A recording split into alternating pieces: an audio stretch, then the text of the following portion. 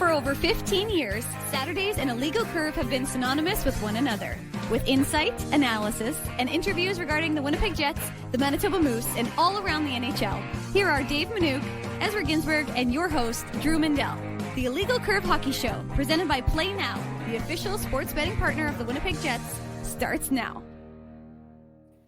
Good morning, Winnipeg. Good morning, Manitoba. For all those joining us live this morning on our YouTube channel and all of our social media platforms, we say good morning, universe, and welcome to a very special edition of the Illegal Curve Hockey Show. With Dave Manouk, with Ezra Ginsburg, I'm your host, Drew Mindell, here for the next couple of hours, but that's not all you get from us today. We get 9 to 11. You get the pregame show live from City Place at 3 o'clock, 3 until shortly before warm-up starts, and then, of course, the Illegal Curve postgame show a little bit later on tonight. It is a busy day. Game 1, playoffs are beginning, and Illegal Curve has you covered top to bottom. Gentlemen, great to see you on this Saturday morning. How are things? What's up, boys? Things couldn't be better, Drew. We have a playoff hockey game tonight in Winnipeg, so things cannot be any better. The day is finally here, boys. Like, you could feel the excitement building this week in the city, and the day is finally here. It looks like it's going to be a beautiful sunny day for a whiteout. We have the game at 5 o'clock, as you mentioned, Drew. 3 shows today, boys. not bad at all. And excited to do the pregame show at City Place. We'll have Mikey McIntyre joining us live from the food court. So very excited to break down the Jets and the Blues. This should be an awesome series. It really will be, Dave. The excitement is absolutely palpable in the air. You could feel it yesterday, sort of the calm before the storm. You saw it when the Jets were practicing at Hockey for All Center and the crowd that was gathered there. You were on site, so maybe just a little bit about what was happening down there yesterday and that buzz in the air. Yeah, no, I mean, it was funny because I got to the parking lot. I was like, what is going on here? It's full. Now, it turns out to be clear, there was a AAA tournament going on. So folks were not all were there just to see the Jets, but it did create quite a festive atmosphere. You're right, Drew. It felt, I said jokingly, Scott Arniel looked like a bit of a rock star coming down the runway with fans on either side of him. In the picture I took and used on the website illegalcurve.com was kind of funny because it looked like during Fan Fest where you see so many folks and don't get me wrong, they may have been there for a tournament, but they were all very excited to see the Jets. And one Jet we didn't see, I should make clear, is Gabriel Velarde. He wasn't there, so we weren't sure if he was going to be ready to join his teammates yet for a practice. He is not quite. We didn't get an update as to whether he was skated. He had skated. Scott Arniel said he didn't know because they had a meeting. So no Gabriel Velarde, obviously no Nikolai Ehlers, and still no Rasmus Kupari. So that's the health updates from Hockey for All Center. But other than that, everybody was present and accounted for, and no changes to the lines from what we had seen in the game against the Ducks. So no changes expected. And of course, no morning skates because of today's 5 o'clock start. So it was really good. And, you can sense the excitement from everybody. And, one of the observations made by Mikey McIntyre, Ezzy, was the fact that despite all of his, hundreds of playoff games in as a player, as a coach, as assistant coach, this is actually Scott Arniel's first playoff game as a head coach. Yep. So there's a lot of excitement for him to get that opportunity to get his first ever playoff game behind the bench underway. And then you could hear it from the players like Mark Scheifele when he wasn't talking about his Patrick Lalime jersey as he from the Battle of Ontario days when he was 6 years old. Yeah. So he was talking about that, but there's just, like I said, we heard from Josh Morrissey and the day before from Connor Hellebuck, Adam Lowry, and who was our third interview? I'm trying to think. There was so much content on Neil Pionk, of course, after signing his deal. Which have we talked about the Neil Pionk deal? I can't remember. We're going to talk about that. Yeah, it hasn't. It happened yesterday. Or it happened. What was that? Thursday, I think. Yeah, 2 days ago.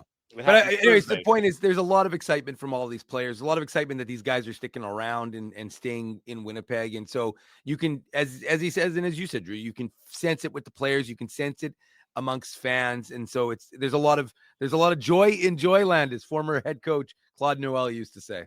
Yeah, it's really going to be exciting. And we're going to delve deep into the Blues and the Winnipeg Jets. And we're going to talk about that Neil Pionk contract extension. In fact, why don't we start with that? Why don't we start with the Neil Pionk extension, and then we'll get into the Jets and the Blues series over the course of the next few hours and everything along those lines. It's, we talked about it. We saw that the extension got done with Alex Iafallo. It was, I would say maybe a month ago or so that Murat first alluded to the fact that things were maybe getting a little bit heated up between the Jets and Pionk and his representatives. I think he even said it so on our program, if I recall correctly, right around the trade deadline. He alluded. Although to no, I think to be clear, Drew, I'm pretty sure he said he was expecting it before Four Nations on our show. Okay, well, yeah, whatever. Hey, it might have taken a little bit longer. We keep receipts. We keep receipts, Azzy. Come on. We Whatever, give credit though. I credited when Murat makes when Alex Iafallo news. We credited Weber because he was first on it. Dave, we're like the Canada Revenue Agency. Yeah, we don't forget. And so Neil Pionk's news, we did credit Murat, but we, again on this show, he did say he expected it to happen during Four Nations. In any event, it got done just before the start of the playoffs. It's a 6-year extension. It's an AAV of $7 million per season. Yep. And which is relatively in line with what the folks at Daily Faceoff had predicted what the contract would be. I think that they thought he would get 7 years, a full 7 years, if he had made it to open market. The Jets obviously get it for 1 year fewer at the $6 million at the 6-year deal with $7 million per season. I've seen a lot of people hand-wringing about it, particularly those who look at sort of the underlying numbers and say that this is not going to age particularly well. This is not going to be a great deal when, Chevy had relatively been universally praised for the Niederreiter and the Mestikov and the Iafallo contracts. I'll defer to you guys in your opinion. Ezzy, I'll start with you. $7 million per season for Neil Pionk for the 6 more years. Yay, nay, somewhere in the middle. Yeah, it's a good question, Drew. I'm probably somewhere in the middle. And, to me, like $7 million is probably what he gets on the UFA market, like you said, right? Like, to me, it's not so much the salary, it's the amount of years that the Jets gave him, right? Like, and, look, he's not an old man by any stretch of the imagination. He's not like Drew. He's 29 years old, right? Like, so he's in the quote unquote prime of his career, but 7 years is a lot of years to commit to a guy who has struggled defensively at times. And again, offensively, Neil Pionk is a great defenseman, right? Like, he plays the second power play unit. Obviously, he had a goal in the season finale, obviously against Anaheim, right? Like, so Pionk is a guy who can put the puck in the net. He's good offensively. He breaks the puck out well. Defensively, though, at times he has struggled. And the knock on him, obviously, he's not a huge defenseman, so the knock is sometimes, he can get pushed around a little bit, even though I would argue that Pionk can handle himself physically. But for me, like, first off, I like the fact that Pionk commits to Winnipeg for 7 years. I want to get that. 6 years. 6 years. Yeah. And I liked his comments saying that his family likes living here. And he likes living here. He likes the organization. He likes the group, everything like that. So I think that's a win for the Jets organization. I just think 6 years is a big commitment to a guy who, let's be honest, is your fourth best defenseman. Josh Morrissey's your top defenseman. Dylan Sandberg's your second best defenseman. And Dylan DeMello is your third best defenseman. So you've given your fourth best defenseman a 6-year contract. So from that perspective, I don't know if I love it. And also it obviously ties up that right side with DeMello and Pionk, even though I think Salomonsson can earn a spot, Dave, on the third pair as easily as next year. Yes, I realize Colin Miller's there. Yes, I realize Luke Schenn is there, but that's competition. So I'm in the kind of wait and see category, guys, in terms of how this plays out. But for the short term, I love the deal because Pionk, I think, is a guy that would be tough to replace on the UFA market. To Ezzy's point there, Dave, you're talking about a guy who's in your top 4, clearly in your top 4. He plays significant minutes, and he's made a great partnership with Dylan Sandberg. Now, you can argue that Dylan Sandberg is the reason that Neil Pionk's numbers have improved this season. Also, increased health for Neil Pionk, no doubt, has a factor there. But with Sandberg entering RFA status and Pionk now under contract, what do you think this does for Dylan Sandberg and his and a long-term contract next to with him and the Winnipeg Jets? I think it makes it more likely, to be honest with you. I think Dylan Sandberg and Neil Pionk are very connected, and we know that. We go all the way back to the Hermantown days. And I just think that there's a lot of reasons that you make this deal. I mean, let's be realistic. Look at the guys they've signed and look at the term they've signed them for. Now, you're not getting Neil Pionk on a 4 or 5 year deal. You're just not, because he's going to go to UFA stat. He's going to go to UFA, he'll go to the market, and he'll get a 7-year deal from some team who's going to pay him 7-7. Right. So the reality is that he's going and he's getting that on the open market. So you almost get a hometown discount in terms of the number of years, yes, if not the dollars associated. Yeah, honestly. And I look at it and I think to myself, okay, is it probably 2 years too long? I do think so. I do. But at the end of the day, I look at it like the Blake Wheeler deal. I think that sometimes you have to make these deals and you might have to hold your nose a little bit at the end. But at the end of the day, you're in a window to win. And I am as big a proponent of what I think Elias Salamonson is going to be able to do at the National Hockey League level. But I don't know that he's ready. I don't think you're blocking him for next year per se. I think that, Luke Schenn's an older player. Colin Miller's, they're a little bit older, so they may have situations where you're going to need to give Salamonson some, and even with Neil Pionk and Dylan DeMello. So I think he's going to get opportunities. I don't think you need to rush him. I think he was excellent for the Moose. I think he's going to be a stud. Like, honestly, I don't want to underplay what I think he's going to be, but I just think what you do is you give him a little bit of latitude for next year, and then you make him an everyday NHLer the year after. And wherever that is in the lineup, that doesn't really matter to me. But I just think that from a Jets perspective, you are in win now mode. You didn't sign Mark Scheifele and Connor Hellebuck to not win now. And who are you replacing Neil Pionk with? You're not replacing with Salamonson. And you're not replacing with Colin Miller, and you're not replacing with Luke Schenn. And so you don't like it in the sense that I think it's probably 1 or 2 years too long. But at the end of the day, similar to the Blake Wheeler deal, you are in win now mode. And the Blake Wheeler deal people poo-pooed it. 5 years for a guy, it's not going to look good at the end. We all said it's not going to look good at the end. First of all, he was phenomenal for the first 2 or 3 years of that deal. And again, if you win a Stanley Cup, and it doesn't matter. You don't care about that. So sure, it's easy to look back and say it wasn't a great deal, but if the Jets would have won that cup in 17-18, then you're like, okay, it's something you can deal with. But the other thing that I wanted to say, and I think Ezzy's point is a good one. I just was thinking about this, about how guys are committing to Winnipeg. And, we wrote, Massey, our intern, wrote about that on the website, about the idea of just kind of dispelling the narrative that is about Winnipeg. But I just thought to myself, like, it's interesting how guys are now having families and they're setting down roots. And it's taken 14 years for guys to see Winnipeg as home. Because when guys were talking about Winnipeg previously, and we've all been around the team, but when the guys would talk, they'd say, it's a great place to be, great place to play, but they wouldn't reference it as home.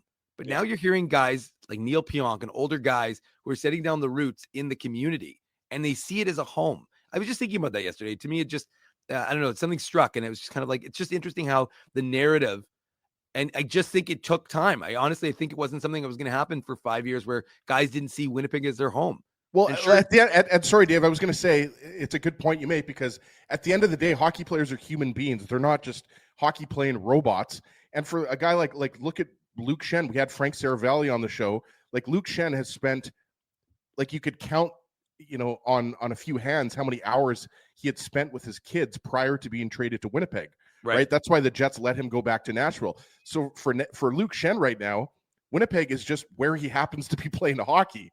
Right. Mm-hmm. Like obviously, Luke Schenn's from Saskatchewan, so he feels at home in the sense that he's on the prairies. Like, he's not in Siberia. You know what I mean? But like, at the end of the day, like, when you're only in a place for a short amount of time, I think what you're trying to say is you don't necessarily look at it as like, this is where you live. This is your home. Like, guys like Josh Morrissey, Connor Hellebuck, Adam Lowry, like the guys that have been here for a long time, Mark Scheifele, this is home for them, right? Like, they live here.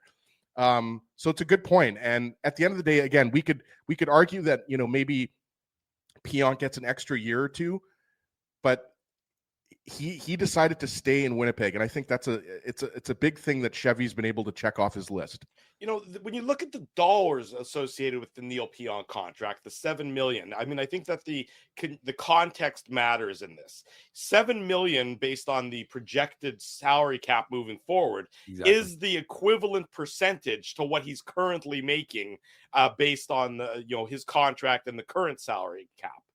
So that to me is, tells you that the Jets said, okay, we'll pay you more, but in terms of a percentage of the salary cap, it's going to be in line with your existing deal. So that part I like, and I think that the Jets did a decent enough job there. I agree with you guys that it's probably a year or two, longer than you would necessarily like. But if it, if it's the cost of doing business here. Yeah, cost of doing business, absolutely. You're not going to be able to replace that position in the open market.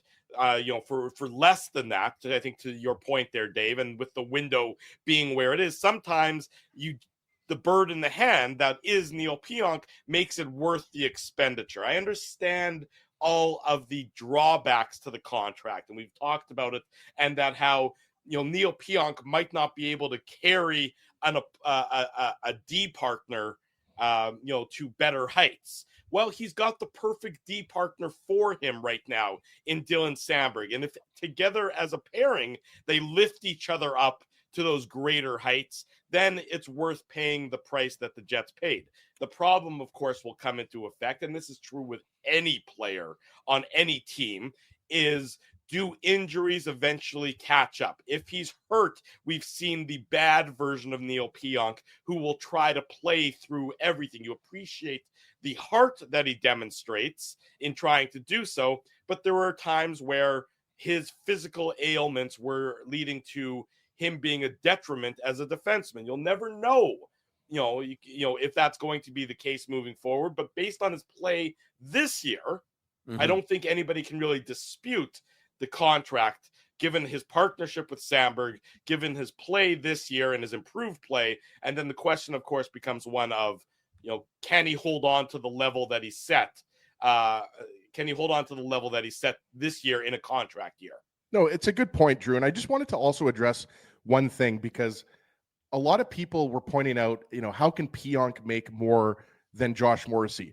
Josh Morrissey signed that contract in 2019. Different. It's apples contract. And oranges. Absolutely. That was 6 years ago that Josh Morrissey signed that contract. If I'm signing Josh Morrissey, if I'm Josh Morrissey's agent, guys, I'm asking for $9.5-10 million a year. Yeah, right. Today, you're saying, honest. I'm not joking when I say that. No question. I think Josh Morrissey. That's how highly I think of him. That he's a $9.5-10 million defenseman in today's terms. So again, Neil Pionk's agent's not going to apologize for the fact that Josh Morrissey signed his 8-year deal back in 2019. I just wanted to get that in there. A lot of people I've seen online talking about that, right? Like, Josh Morrissey is vastly underpaid. Like, I repeat, he is vastly underpaid. Maybe Neil Pionk will give Josh Morrissey a few shekels from his contract. I don't know, but just wanted to point that out there. That I mean, it's kind of a similar situation, right, guys? When people were talking about Mikko Rantanen getting more than Nathan McKinnon in Colorado, but again, that contract was signed several years earlier. And speaking of what Nathan McKinnon is worth, 15 million, 16 million, I don't know, whatever the largest number that they could possibly get from the Colorado Avalanche. But at the end of the day, even though I think it might be an extra year or two, Dave, I think it's a good contract. And I love the fact that Pionk and Iafallo both signed before the playoffs, just proving that guys want to stay here and the core of the Jets is going to stay intact for at least, the next 4 or 5 years. Well, and Drew, sorry, no, I was just going to say, like, the quote from Pionk, and I know as he's kind of said it, but just like, putting it out there again, because I thought it was just interesting. We have a chance to win here every year. We love it here. And probably most importantly, my family loves it here too. Not only that, the extended family is pretty close. This feels like home to me. Didn't want to leave. So, I mean, again, it's funny because Mike McIntyre said it's kind of a damning indictment of all those who say never Winnipeg. But, and again, we know that, everybody in the chat knows that. But I'm just saying it's just another interesting sort of, endorsement of Winnipeg that we're hearing more and more. And more importantly, it's because it gets back to my original premise that while it's all well and good that it's kumbaya because they're the number one team in the NHL. It's kumbaya because they have an expectation that they can win a Stanley Cup. It's kumbaya because you have a goaltender and a coaching staff who have put in place a program that have gotten you to be not just a great defensive team, but one of the best offensive teams. And so there's a reason why these guys all want to stay. And that's why you see a guy like Alex Iafallo, who we were like, oh, is he going to stay? Is he going to go? He stays around for 3 more years. and Nita Niederreiter and Vlad Nemesnikov, and because they see that window, they know that the next 5 years with Connor Hellebuck is the time to win a Stanley Cup in Winnipeg. I'm sorry, that's just the reality of the situation with a guy of that quality. So you're going to want to, like, why, it's interesting. Scott O'Neill was asked about it, and he said, well, sure, you can go somewhere else. I'm sure you can make more money, but then you have to reinvent yourself. You have to reestablish yourself, and you may not find a situation that you like as much as you're going to like it in this one. So, I think it was a good week for Winnipeg in that regard. I think that, like we talked about, I think you wanted to get these deals done, and both players said they wanted to get the deals done. So not a surprise. And now they can put that away and now just focus on something called winning some hockey games. The off-ice business is beyond them at this point in time. And now the focus, of course, is the on-ice business. And that business is the St. Louis Blues. And business will be picking up as of 5 o'clock this afternoon when the Jets and the Blues meet in game 1 of their playoff series. I look at these two teams and I just couldn't, we talked about the storylines, and we talked about it, I think, on Wednesday's post-game show. The Shen brothers against each other, the previous playoff battle between the Jets and the Blues, Binnington versus Hellebuck. The parallels and the storylines certainly are prominent and visible and readily apparent. To me, though, I'm struck by the similarities between both the St. Louis Blues and the Winnipeg Jets in how they're built, particularly in their forward groups. That there's no superstars on this team on either forward group. When you mention the top forwards in the NHL, there's nobody on the Blues and on the Jets that sort of immediately comes to mind from outside. Pretend you're talking to somebody in a different market. Yeah. And they say, who are the Apologies best to Kyle Connor and his 97 points. Well, that's the reality, though. The reality is that if you're talking to an outsider and you say, who are the best forwards in the NHL, with all due respect to Kyle Connor, who probably should be mentioned among the best goal scorers, isn't. It's McKinnon, it's Draisaitl, it's McDavid, it's Pasternak. You can keep going. Kucherov. You know who it is. It's nobody on the Winnipeg Jets, even if it should be, and it's nobody on the St. Louis Blues. You look at the top 6 for both teams, and you see that it's the first line and the second lines are balanced scoring a little bit, or that there's to get scoring, it requires everybody. There's not that one individual single-handed game breaker. You look at the fact that both teams are playing without a key member of their top 6. The Jets, we know it's Velarde and Ehlers. The Blues, we know that Dylan Holloway is going to be out of the lineup. He is out week to week as well. I mean, when people say Dylan Holloway, top 6 guy, look at Dylan Holloway's numbers this year. Look how important he was for St. Louis, particularly when they went on their hot streak. That's a huge loss for the St.Louis Blues. To me, it is incredible just sort of how similarly built these two teams are in my mind entering the start of this series, Ezzy.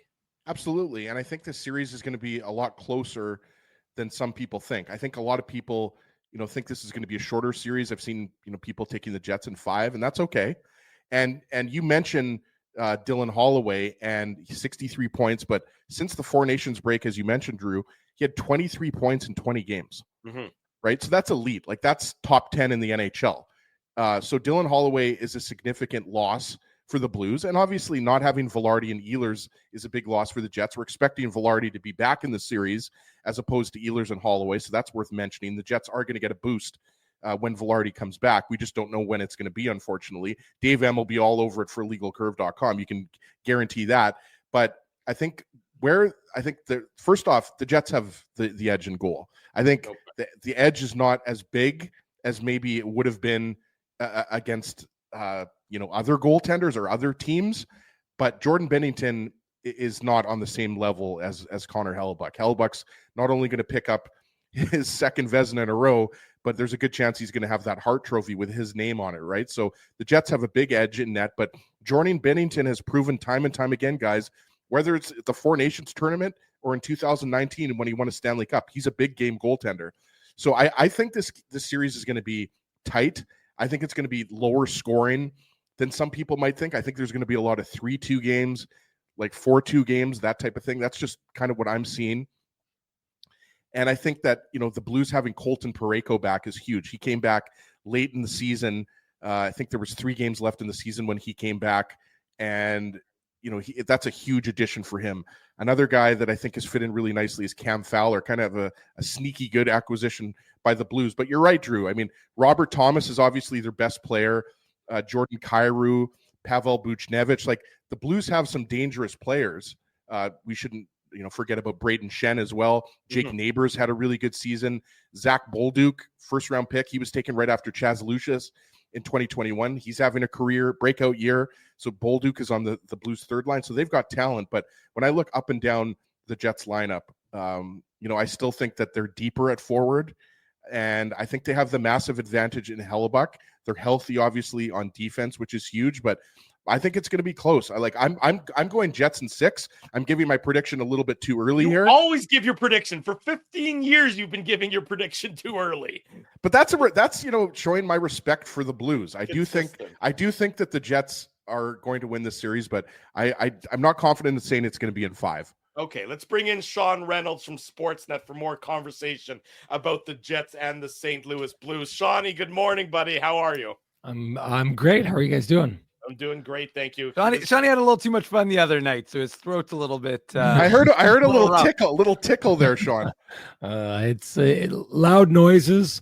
Trying to talk over them doesn't usually work out too well for Rennie. So yeah. Well, hopefully you can get some chamomile tea or something and soothe those lungs and then those vocal cords before the real start of the day later on with the broadcast. Sean, we were talking about this Jets and the Blues, and you look at these two teams, and from my perspective, how they're built is very similar. That they get scoring from their top two lines, particularly. The third line is more defensively oriented. The Blues' fourth line, the Jets' fourth line, of course, anything that they can chip in is always a bonus. When you look at these two teams, what are you sort of looking at as the key matchup in this first round playoff series? The key matchup for me is going to be just the system that both team plays, right? Because I've been saying this for, probably the last 3 years with the Jets. The true success of the Jets is their system. And I agree with Ezzy. If you take a look and you stack these lineups side by side, the Jets have the better of the two lineups. They've got the higher end players, the more standout players. But what makes the Jets really good, the Jets have had a lot of these standout players for years and were lacking success for a long time because that's in the end really not what it's about. It's about how those players play within that system. And what I see is the Jets system has been the best system in the league so far this year. The way they execute it, the details of it, that's what makes the Jets as special as they've been this year. That said, that's how St. Louis goes from a team that I think is not a concern and not a playoff threat to suddenly they switch coaches, they get Jim Montgomery in, and now all of a sudden they're starting to be this team that challenges other teams the way that they've done so far. And yet, as he did a good job of going up and down the lineup and pointing all of the St. Louis Blues players out in the good years that they're having. But you take a look at those guys and they don't have a Mark Scheifele. They don't have a Kyle Connor. They don't, as good as Colton Parayko is, they don't have a Josh Morrissey. But what they have now is finally a system that they're playing as one continuous unit and challenging teams. And you saw them do it the very first time they played the Jets after they switched their coach out. You saw it the second time where the Jets had that miracle comeback in the first game back from the Four Nations. And guys, you even saw it as dominant as that performance was by the Jets when they ended the St. Louis Blues 12-game losing streak. Mm-hmm. That's a game they score a late goal in the third period to go on and win that 1-3-1. Now, was it dominant? It was. Was there a chance the Blues were going to win that game? If there was, it was really, really small, but there's a reason that's essentially a one-goal game, because just like the Jets, when the Jets aren't playing well, you usually don't run them out of the rink because their system is so good, you're still squeaking past them.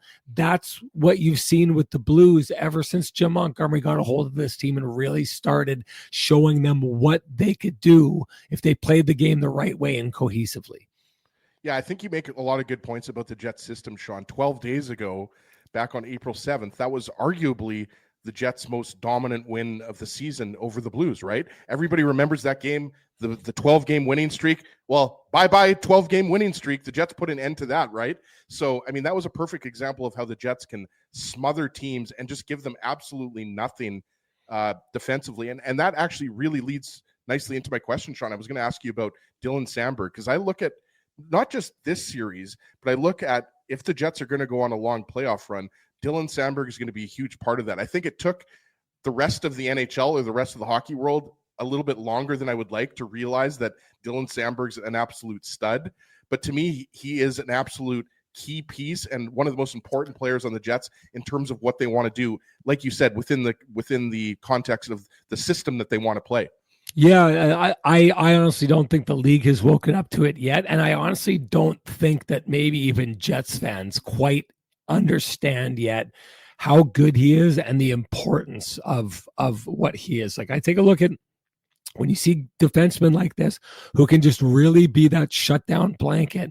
Jacob Slavin really opened a lot of eyes. I know people knew Jacob Slavin was a good player, but then when you saw him at Four Nations, he was one of the most important players in that tournament because he's the kind of guy who can go and play against upper echelon talent and shut them down. And I just remember I started seeing earlier this year, there was a game that the Jets were playing the Colorado Avalanche, and Nathan McKinnon had the puck, and he did one of these things where, you know, he drives the guy down towards the net, and then he button hooks to create space, and then he fakes like he's going up top. And then what you start seeing is once he gets that space and once he starts to make a move, the entire defense as a unit starts to react to where he looks like he's going to move the puck, where he's faking he's going to move the puck, where he starts to challenge the defense. And what happens is you slowly start to get sucked in by those really good players. And then all of a sudden, there's a backdoor tap-in pass, and boom, the pass goes there, and it's in the back of the net. And what I started to notice was even the Jets, as good as they are defensively, on the times where four guys on the ice got sucked in and missed out on that one, that pass would be there, and here it is tapping in the back of the net, and all of a sudden a stick comes out of nowhere, breaks it up, and the one guy on the ice who's not falling for it, that's Samberg. Because he's got that kind of, hey, there's anticipation that really great scorers need, and then truly elite defensive guys have an anticipation where they can see that play coming in the other end. So, you know, people outside the league are going to look at the Jets, you know, stats, and they're going to say, oh yeah, Dylan Samberg looks like he's like, you know, a pretty good player for the Winnipeg Jets. You need to see him live. And maybe more importantly, guys, and I said this at the time when he got injured earlier in the year, I thought it would be the most challenging injury that the Jets had to face in the last number of years. Their win percentage without him in the lineup was something like 0.545.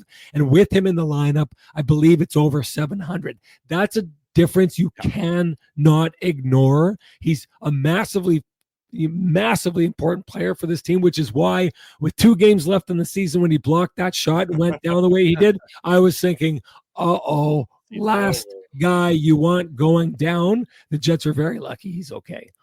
Well, you know, talking about injury leads me into the idea of scar tissue, which was something you discussed yesterday in the media availability. You talked about it with Mark Scheifele. You asked head coach Scott Arniel about it.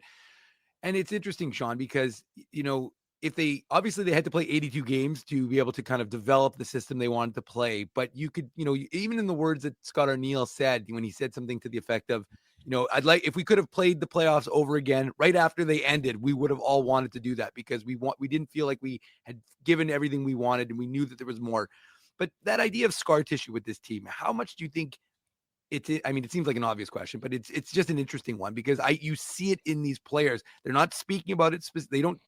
I don't think volunteer it unless you ask the question, but I just think it's a very evident thing with this whole team about what last year's playoffs series did to them. And even Mark Scheifele's comments from Dale Hawerchuk about, you know, you need to lose before you can win, I thought were very telling. Yeah. What I really loved his answer when he talked about, well, like if you want to get scientific, what's scar tissue? It's the bringing of something back together, right? Mm-hmm. Yeah. And so here's the deal. That comment by the head coach about, you know, we would have loved to have played the playoffs all over again. That to me was it's a really huge point because that feeling can break a team. Now, what I mean by that is when the Pittsburgh Penguins were a really great team, after they stopped winning cups, and then you started seeing them sink in the standings, and then all of a sudden every year they were having these like off regular seasons, and then it was like they were just challenging to make the playoffs, and then eventually it ended up them being on the wrong side and falling out of the playoffs.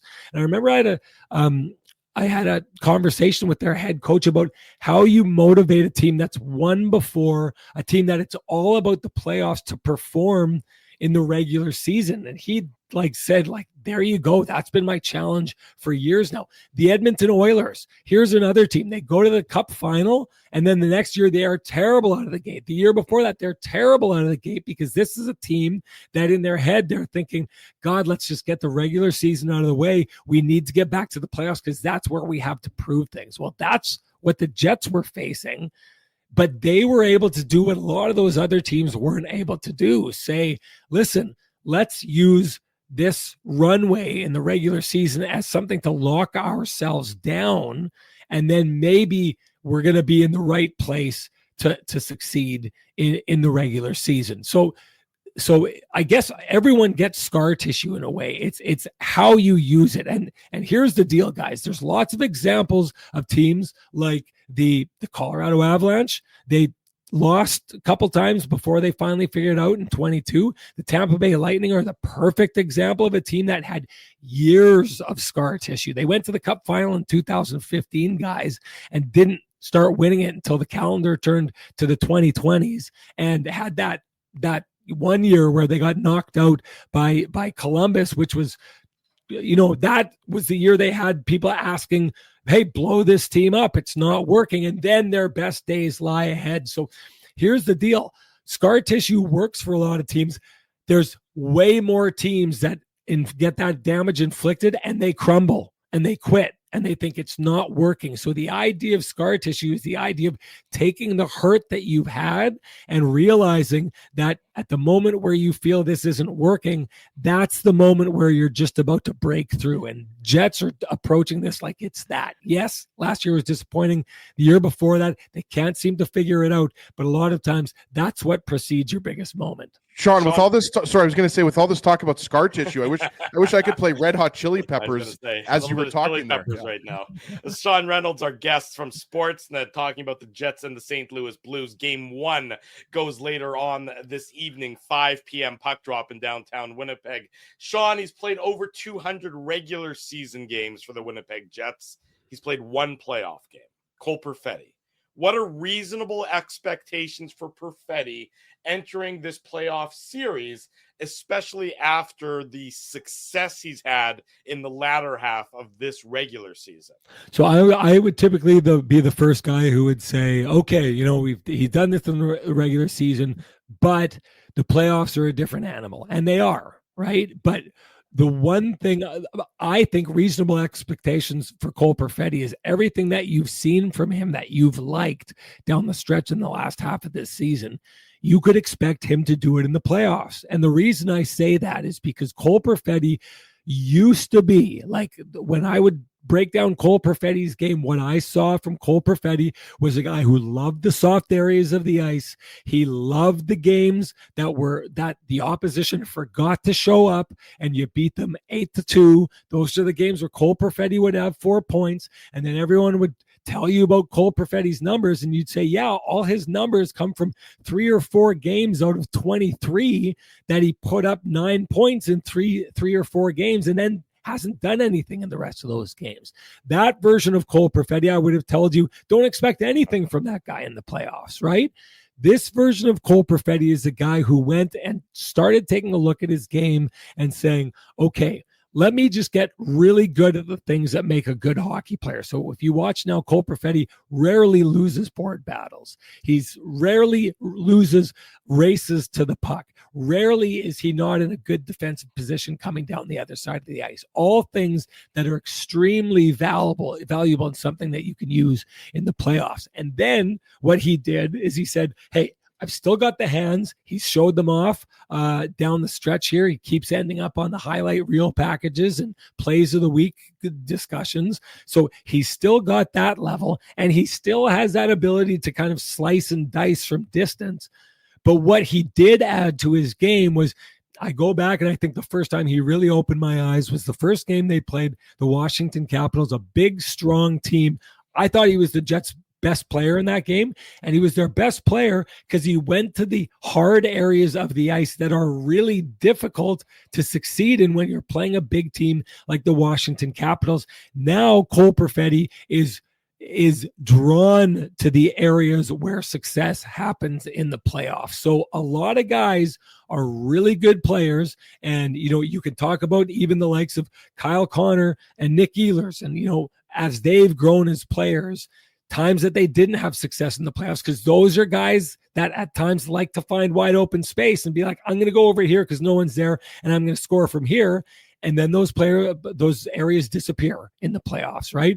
Cole Perfetti is succeeding right now because he's found a way to go and succeed in the areas that still remain in the playoffs. So I don't expect anything different from Cole Perfetti than what we haven't seen from him for the last 40 games. I agree with you 100%, Sean. I think Perfetti is going to be great in round one and beyond. And obviously, we have to talk about Nick Ehlers, not going to be in the lineup most likely for all of round one. Hopefully, if the Jets make it to round two, he's going to be back. But do you think there's more pressure on the Scheifele-Connor IFL line? Do you think that's overhyped? Obviously, Nino has stepped up to the second line with Cole Perfetti and Nemesnikov. Like, what's your take? Like, is that for you something that you're watching, that line's got to be more impactful maybe than they were before Ehlers went down with an injury? Like, what's your kind of overall assessment of the Jets without Ehlers in the lineup, and how that impacts maybe what the production has to be from that top line? Well, there's different kinds of pressure, and there's the pressure that we place on them, like the conversation that we're having right now, where I could say, yeah, it's all on the first line and those guys better figure it out. And the Jets' fortunes rest on those guys and those guys alone. There's that kind of pressure, which I honestly don't think the Jets feel that much. And then there's the pressure that's applied on those players through the process of the game carrying out in their opposition. And so I would put it like this: the pressure that falls on that line is all going to be very dependent on how the rest of that team performs. You can alleviate pressure from your top line if you go out and Morgan Barron keeps doing what he's doing and starts chipping in a couple goals here and there. And if Nino Niederreiter starts continuing the kind of little bit of goal scoring that he started to do that had gone dry for a while there, like if you can find depth scoring, if you can get scoring from the point, Neil Pionk, kind of getting back and doing the things that he was doing at the beginning of the season. Josh Morrissey takes pressure off of everybody because Josh Morrissey just defends near perfectly. He produces offensively. He kind of does everything. So that guy takes pressure off you. But I've said this before, and this is where, the Jets look like there are no holes in their lineup and no holes in their game. But at some point, you're going to get pressure tested and how you respond to that. And I've said this, and I'm not saying anything that Kevin Cheveldayoff doesn't know, or the Winnipeg Jets don't know, or the player doesn't know himself. But if it gets really tough for the Jets to score, and we end up not seeing much in the way of production from the second line, all the hockey pundits are going to turn around and say, second line center Vladislav Nemesnikov, the Jets really should have addressed this at the trade deadline. And there will be people out there who will say, the Jets lost the Stanley Cup way back in March when they didn't go and, pay the price to get Braden Shen there or whatever it is. And the fact of the matter is they may be right when they say that. But my entire point is there may be pressure put in the end because Vladislav Nemesnikov, his numbers tell us he's not a scoring forward. He's not a second line center by production. And so if that ends up burning the Jets, then the pressure is going to go way up on the likes of Kyle Connor and Mark Scheifele, and when he gets back, Gabe Vilardi, because those guys' job is to score. We've heard this before. All of these players are supposed to look like they're supposed to play the same game, but Rick Bowness used to say, that said, there's players out there, their game cannot look like Mark Scheifele's or Kyle Connor's because they're not that talented. So at some point, that talent has to rise above. So in the moments when points are really needed for this Jets team, that's when the pressure falls on those guys, because that's their job. It should be their job. They're paid like it's their job. That's what they will need to do if the Jets are going to go where they want to go. Well, Sean, you talk about pressure, and probably no more pressure on this person than Connor Hellebuck, and he puts it on his own shoulders. And that was one of the questions he was asked by Judy Owen in the scrum the other day, just that idea of, like, his comments from last year and how and then he goes, well, I thought about those and I got rid of them about within 10 seconds after saying it. But just from your perspective, I mean, again, you're around this team every day. What are you seeing from Connor Hellebuck that maybe gives you an indication, aside from the fact that he's going to win his third Vezina and his second straight, and of course, back-to-back William Jennings awards? But from your perspective, what are you seeing that's different from him, or are you seeing anything different from a not necessarily on ice, but maybe from a mental perspective that says this is a different player, similar to this team, in how he's approaching these playoffs? So exact same as the answer I just gave around the first line. The pressure on you is affected by the people around you. So the perfect example of that is, like, last year, the Winnipeg Jets weren't able to contain defensively the Colorado Avalanche. And in the end, Connor Hellebuck wasn't effective in that series. And I'm not throwing that all on Connor Hellebuck. The Winnipeg Jets put him in situations where he wasn't able to, make the stops that they needed him to stop. It's why, conversely, like, I think I'm pretty consistent with these things. I take a lot of heat from the hockey fans, but I'm consistent with these things. Connor Hellebuck last year, people talk about him being exposed. You get exposed when your team leaves you out to be exposed. Conversely, the reason why I don't have Connor Hellebuck as number one on a Hart ballot this year is because his team has been so good this year. He hasn't been challenged.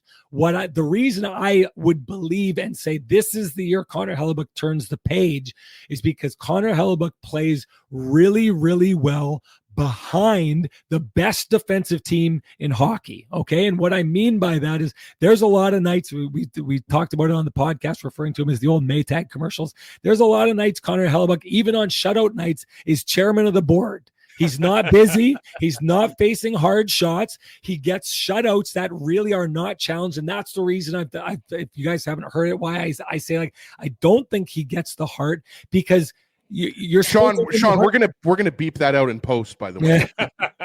You're supposed to get the heart for doing spectacular things. I don't think he's needed to be anywhere near spectacular this year, but what he has done is, in the very seldom moments they've needed him to be spectacular behind a defense that leaves him unchallenged quite often, he's there. So is there pressure on him? Most definitely. Ezzy, before I got on, you said they've got a strong advantage in net in Connor Hellebuck. We said that in 2019, and Jordan Binnington went out and won that series, right? Yeah, we said that last year, and that didn't play out. We say it every single year, and I've said this before this moment.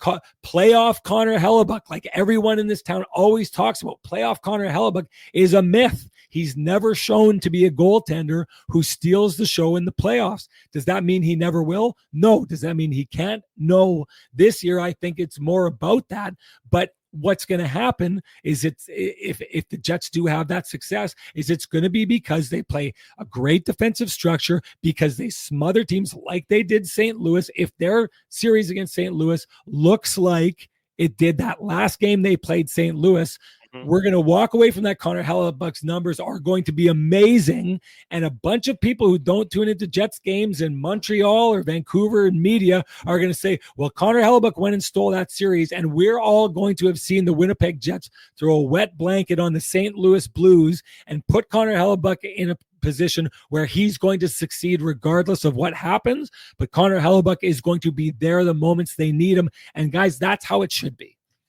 Sean Reynolds of Sportsnet is our guest Saturday morning. It's the Illegal Curve Hockey Show. It's presented by our friends at Play Now. They're the title sponsor of all of our programming. Sean, one thing that's been elite for the Winnipeg Jets for the vast majority of the season was the power play. We know how historic it was earlier on, but now it's a power play that's missing two of the top five options that typically helped it to its heighty goals earlier in the year. how much is your level of concern with the Jets power play moving forward in this first round playoff series? Oh, like concern. That noise just answered the question, I think. Well, like Sean, Drew had to bring that up. Yeah, it doesn't keep me up at night. The Winnipeg Jets are a team that finds different ways to win, and I think they're very good at being like, we don't have this tonight, but we've got this. And that's what good teams do, right? Oh, we don't have the scoring tonight. Let's clamp it down defensively. We entirely don't have it. Connor Hellebuyck goes out and says, I've got this one this night. There's a little bit of an opening on the other end. Then Mark Scheifele and Kyle Connor and those guys go out and throw up a bunch of goals. These lines are squared off. Cole Perfetti goes out and has it. Like, they're good at using the advantages they have. Mm-hmm. I'm not concerned because of that, but I don't think that this power play can be what it was, especially without Gabe Vilardi. Nick Ehlers for sure helps, but the thing about the Jets power play is Gabe Vilardi, if you get in the puck in front of the net, he's one of the most dangerous players in the league. And so to stop him from scoring, you have to pin a guy to him. And now it's 4-on-3. And now there's more room to operate. And so the way things have been going is Kyle Connor stopped scoring on the power play around Christmas time, right? Yeah. We all know that. And the reason is teams come in now and they do to Kyle Connor what they always have done to Alexander Ovechkin. They just say, we're turning this into a 4-on-3 and that's it.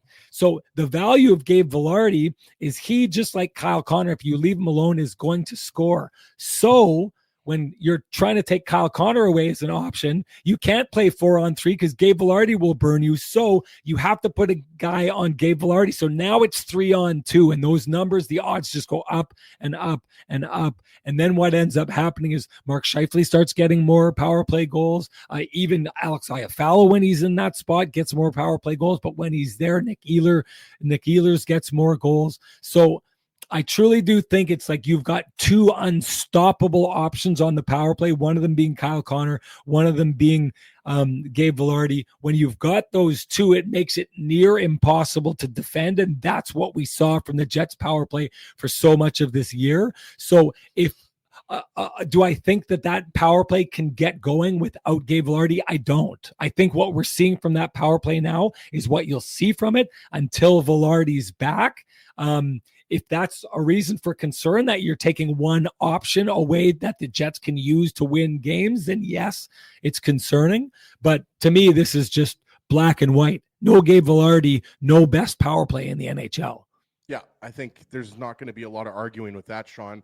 I wanted to ask you what you're expecting out of Brandon Tanev, because obviously he's acquired and he's delivered. Everything that Brandon Tanev did for the Jets before, he's been doing now, but now he's up on the third line with Nito up on the second line for Nick Ehlers. So what are you expecting out of Brandon Tanev? Because just this first round series just seems like Brandon Tanev is just, licking his lips, ready to go and ready to lay some big body checks on those Blues players. Yeah, I'm sure he's happy to be back. In that 1 year that Seattle in their first year made the playoffs and knocked off the Colorado Avalanche, he was great, right? Like, his game translates really well to the playoffs. One of the things that I would really expect is I've never seen Brandon Tanev not bring energy. And so I think one of the things that the Jets do by adding this player, because when they added Brandon Tanev, I was thinking to myself, well, above replacement, right? That the idea of you take a guy out of the lineup and you put that guy in, how much more do you get out of that guy over the guy who is there? And he's a guy who forces guys the likes of David Gustafsson and Rasmus Kupari out of the lineup, and those guys have been great for the Jets. And when they bring those guys in, they do a really good job. And David Gustafsson is really has a penchant of jumping into the lineup and putting the puck in the back of the net all of a sudden for how little he plays. So I remember thinking, I don't know that he gives you that much in the way of above replacement, but what he does do is I've never seen him not pop when you need him to pop. So for a Jets team, and if you're Kevin Cheveldayoff and you're trying to make this team bulletproof when you put together your lineup, one of the things you've seen, and you saw it last year against the Colorado Avalanche, is that they could be a little flat at times. I think that Brandon Tanev, the most important thing about him is he addresses that.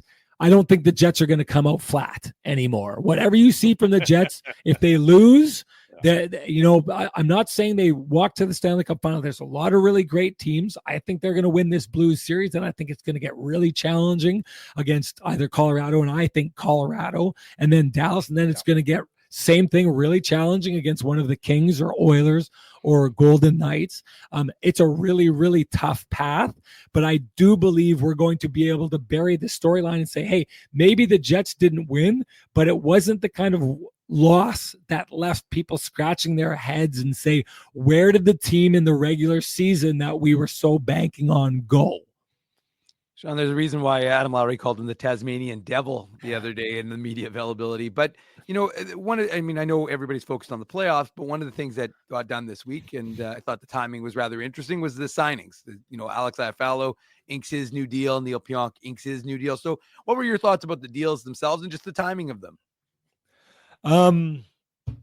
Yeah, the timing's interesting. I guess, depending on how those things came together, maybe as a general manager, you're trying to capitalize on the excitement that these players are seeing, right? Like, put it this way. You don't know what's going to happen in the playoffs. And sometimes what happens in the playoffs is to a degree out of your hands. Like if a team gets rolling and the Jets run into a team, hey, the Blues are a perfect example. I still think the Jets had the best roster in 2019. I think they were the best team in the league in 2018. The issues that started plaguing them in how they competed and how they approached the game burnt them in 2019. So they still weren't the best team in the league, but they were still, I thought, the best roster.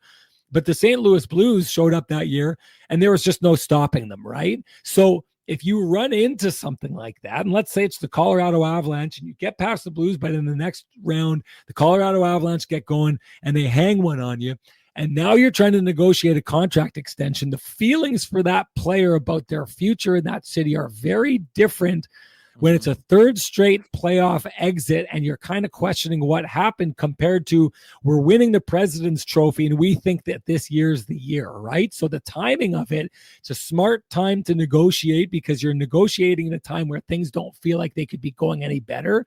And boy, oh boy, it's fun to be a Winnipeg Jet. What I thought of the signings, like all these players, Alex Iafallo is a great player. You can use him anywhere. He's exactly what the Winnipeg Jets need, and he wants to be here. The wants to be here factor is extremely important. I think they've got a team full of guys who want to be here, and more than that, guys, like I take a look at a guy like Neil Pionk and signing that extension. Do you think Neil Pionk gets to be the guy who's carried at the level of importance that he is in Winnipeg in, 28 other franchises across the league? Probably like we've seen it with a guy like Brendan Dillon, really great player, but Brendan Dillon's importance to the Winnipeg Jets and who he was and valued as a hockey player is different in Winnipeg than where he is right now. And what the Jets do really good is they find guys, they have a role for them, and they do a really good job of communicating to those players. We think you're the perfect guy for this role.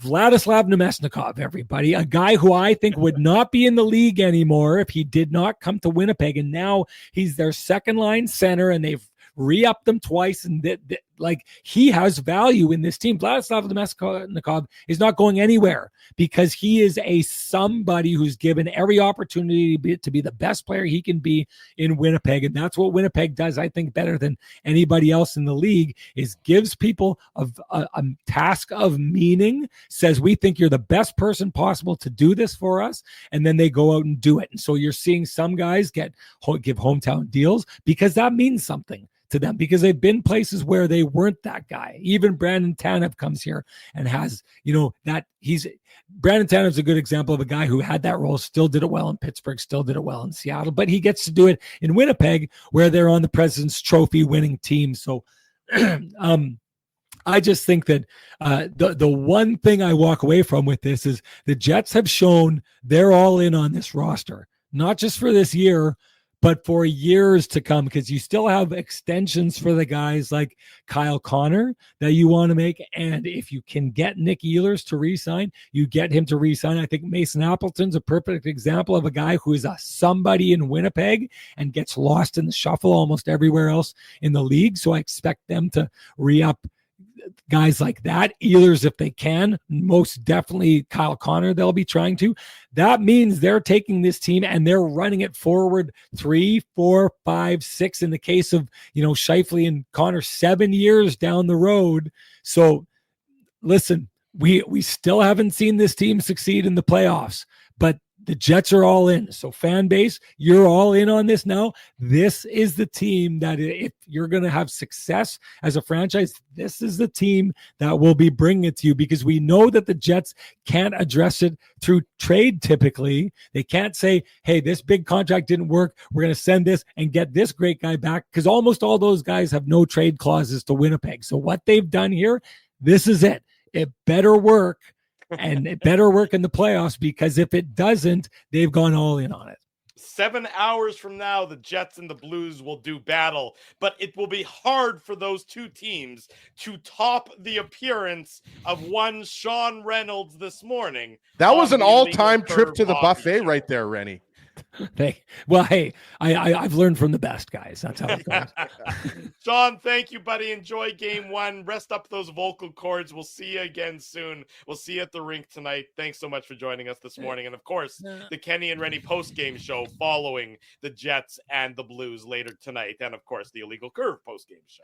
Thanks for having me, guys. And Ezzy behind the scenes has been working to. It's not that I haven't wanted to come here. I just wanted to build up the anticipation, Ezzy. So I'm glad we finally locked it down. Well, no, because you're always doing the Hockey Night in Canada broadcast. I think I've asked Sean maybe 8 weeks in a row to come on the show. The Ovi thing took me away for a while, but yes, I said the moment I can, I'll be there. And hey, it was the best time to do it.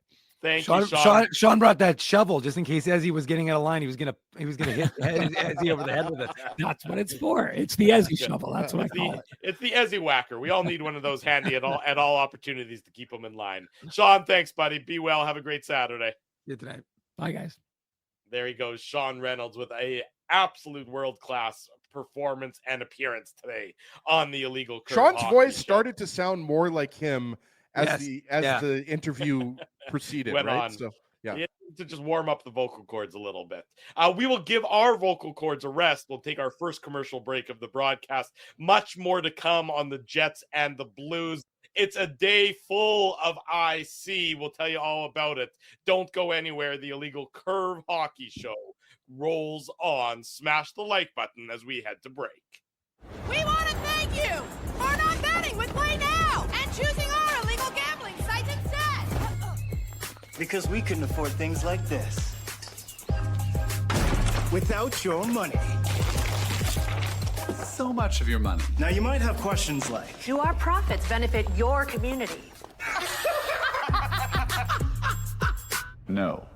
Or bet with Play Now, Manitoba's local legal and secure gambling site. Dining, entertainment, parking, and convenience, all in one spot. City Place is located in the heart of downtown Winnipeg, attached to the Canada Life Centre. Whether you're working, living, or out for a night in the downtown, make City Place your go-to destination before or after the fun finds you. Lunchtime, game time, anytime, visit City Place at 333 St. Mary Avenue, next to Canada Life Centre. Holt Dental, the new official dentist of Illegal Curve, has a philosophy rooted in two unyielding principles: genuinely caring about patients and providing outstanding service. Being a patient of Holt Dental means more than just checkups and treatments. It's taking the time to listen and talk to each patient so they can achieve the best long-term health, functionality, and aesthetics for their teeth, mouth, and gums. Conveniently located at Grant Park Festival on Taylor Avenue, Holt Dental is dentistry of the highest quality in a comfortable and relaxed environment. For more information, visit holtdental.ca. Oh, and there's plenty of free parking at the front door, too. Celebrating its 40th year as Winnipeg's home for stand-up comedy, Rumors Restaurant and Comedy Club has recently been named Canada's top comedy club and a top 5 comedy club in North America. From birthday parties to date nights to fundraisers and everything in between, Rumors is your destination for the best and most affordable live entertainment Winnipeg has to offer. For more information on upcoming shows, Rumors' incredible promotions, and to purchase tickets, visit rumorscomedyclub.com. At Boston Pizza, a fast lunch doesn't have to mean fast food. Now you can get a $15 lunch served in just 20 minutes, including your choice of a main, side, and drink. That's right, lunch for $15 at your local Boston Pizza. Hour number 2 of the Illegal Curve Hockey Show starts now. Drew Mandel, Dave Minuk, Ezra Ginsburg with you, talking about the Jets and the St. Louis Blues. But we also want to remind you, coming up on Tuesday, June the 10th, it's the 2025 Rady JCC Sports Dinner. Us at Illegal Curve are thrilled to once again be a media partner for this worthwhile endeavor, this great fundraising dinner. The speakers this year, tell you the Viking fan in your life, Chris Carter, Hall of Fame receiver, John Randall, Hall of Fame defensive end, both of whom synonymous with the Minnesota Vikings. They'll be in Winnipeg on Tuesday, June the 10th for the 2025 Rady JCC Sports Dinner. For information on tickets and sponsorship, visit radyjcc.com. We will be there, of course, and we hope you'll be there to join us as well. Looking forward to a great night in downtown Winnipeg. A great night in downtown Winnipeg, again, is what is being hoped for those of fans of the Winnipeg Jets. The Jets and the Blues later on tonight. It will be a doozy. Game 1. You know, it's funny. I just look at these two rosters, and I talked about earlier in the show the similarities, that I feel that there's not a game-breaking superstar. There's talent. There's pieces missing. There's talent on the back end, but there's question marks on, I'd say, the third pairing for both of these teams. You look at the Jets' third pairing, we know the lack of foot speed that Stanley and Shen have. Well, you look at the Blues' third pairing. Old man Ryan Suter and Nick Leddy, you'd say they have similar foot speed issues. You know, the grizzled veterans that are the third pair, the top fours that are more solid on the back end. The similarities, again, are to me striking, but I just think the Winnipeg Jets do everything probably 10 to 15% better than the St. Louis Blues do. And that, to me, that margin of 10 or 15%, the Jets play their system 10 or 15% better than St. Louis plays theirs. The Jets scores, I think, are maybe 10 or 15% better than those of the St. Louis Blues. To me, that 10 or 15% is going to be the difference between these two teams in this playoff series, Dave. Oh, well, I thought you were going to throw it to Ezzy. I was expecting and curveball you both. I had a line. I was going to say, I wish I got 10 to 15% better in high school. But obviously, yeah, that's. You can go ahead though. No. It's funny. I heard Ezzy kind of inhale as he was like, he was ready to go, and then all of a sudden it was like, hey, that's just because I'm obese, so I breathe very loudly. You're struggling to breathe. No, well, first of all, with Suter, Drew, I think it's worth mentioning that what is this? His like 15th year in a row playing 82 games. I mean, it's pretty impressive that he has played this many games consistently. I know he was the nominee for the Masterton Award from the St. Louis chapter, and you can understand why, given the fact that at his age, he's still, 40 years of age, still playing 82 games. And I think he averaged what did he average this year? But he averaged not an insignificant 1928 a game. So a pretty impressive number. He's out there on the PK for St. Louis. That's what I mean. So he's an important piece, but which is one of the worst PKs in the league, by the way. I was going to say it's the 28th ranked PK, as you say. I don't know if I'd be promoting that, but one of the interesting things to note, and Connor Harapchak has done an excellent job, of course, on illegalcurve.com writing articles for us. But I thought this was just when he compared the 2019 Blues from January 1st to the playoffs and the 2025 Jets, and in 5 of the categories, it was identical. And it just shows you how good. Remember that, like, everybody's talking about the Blues since Four Nations, which was February.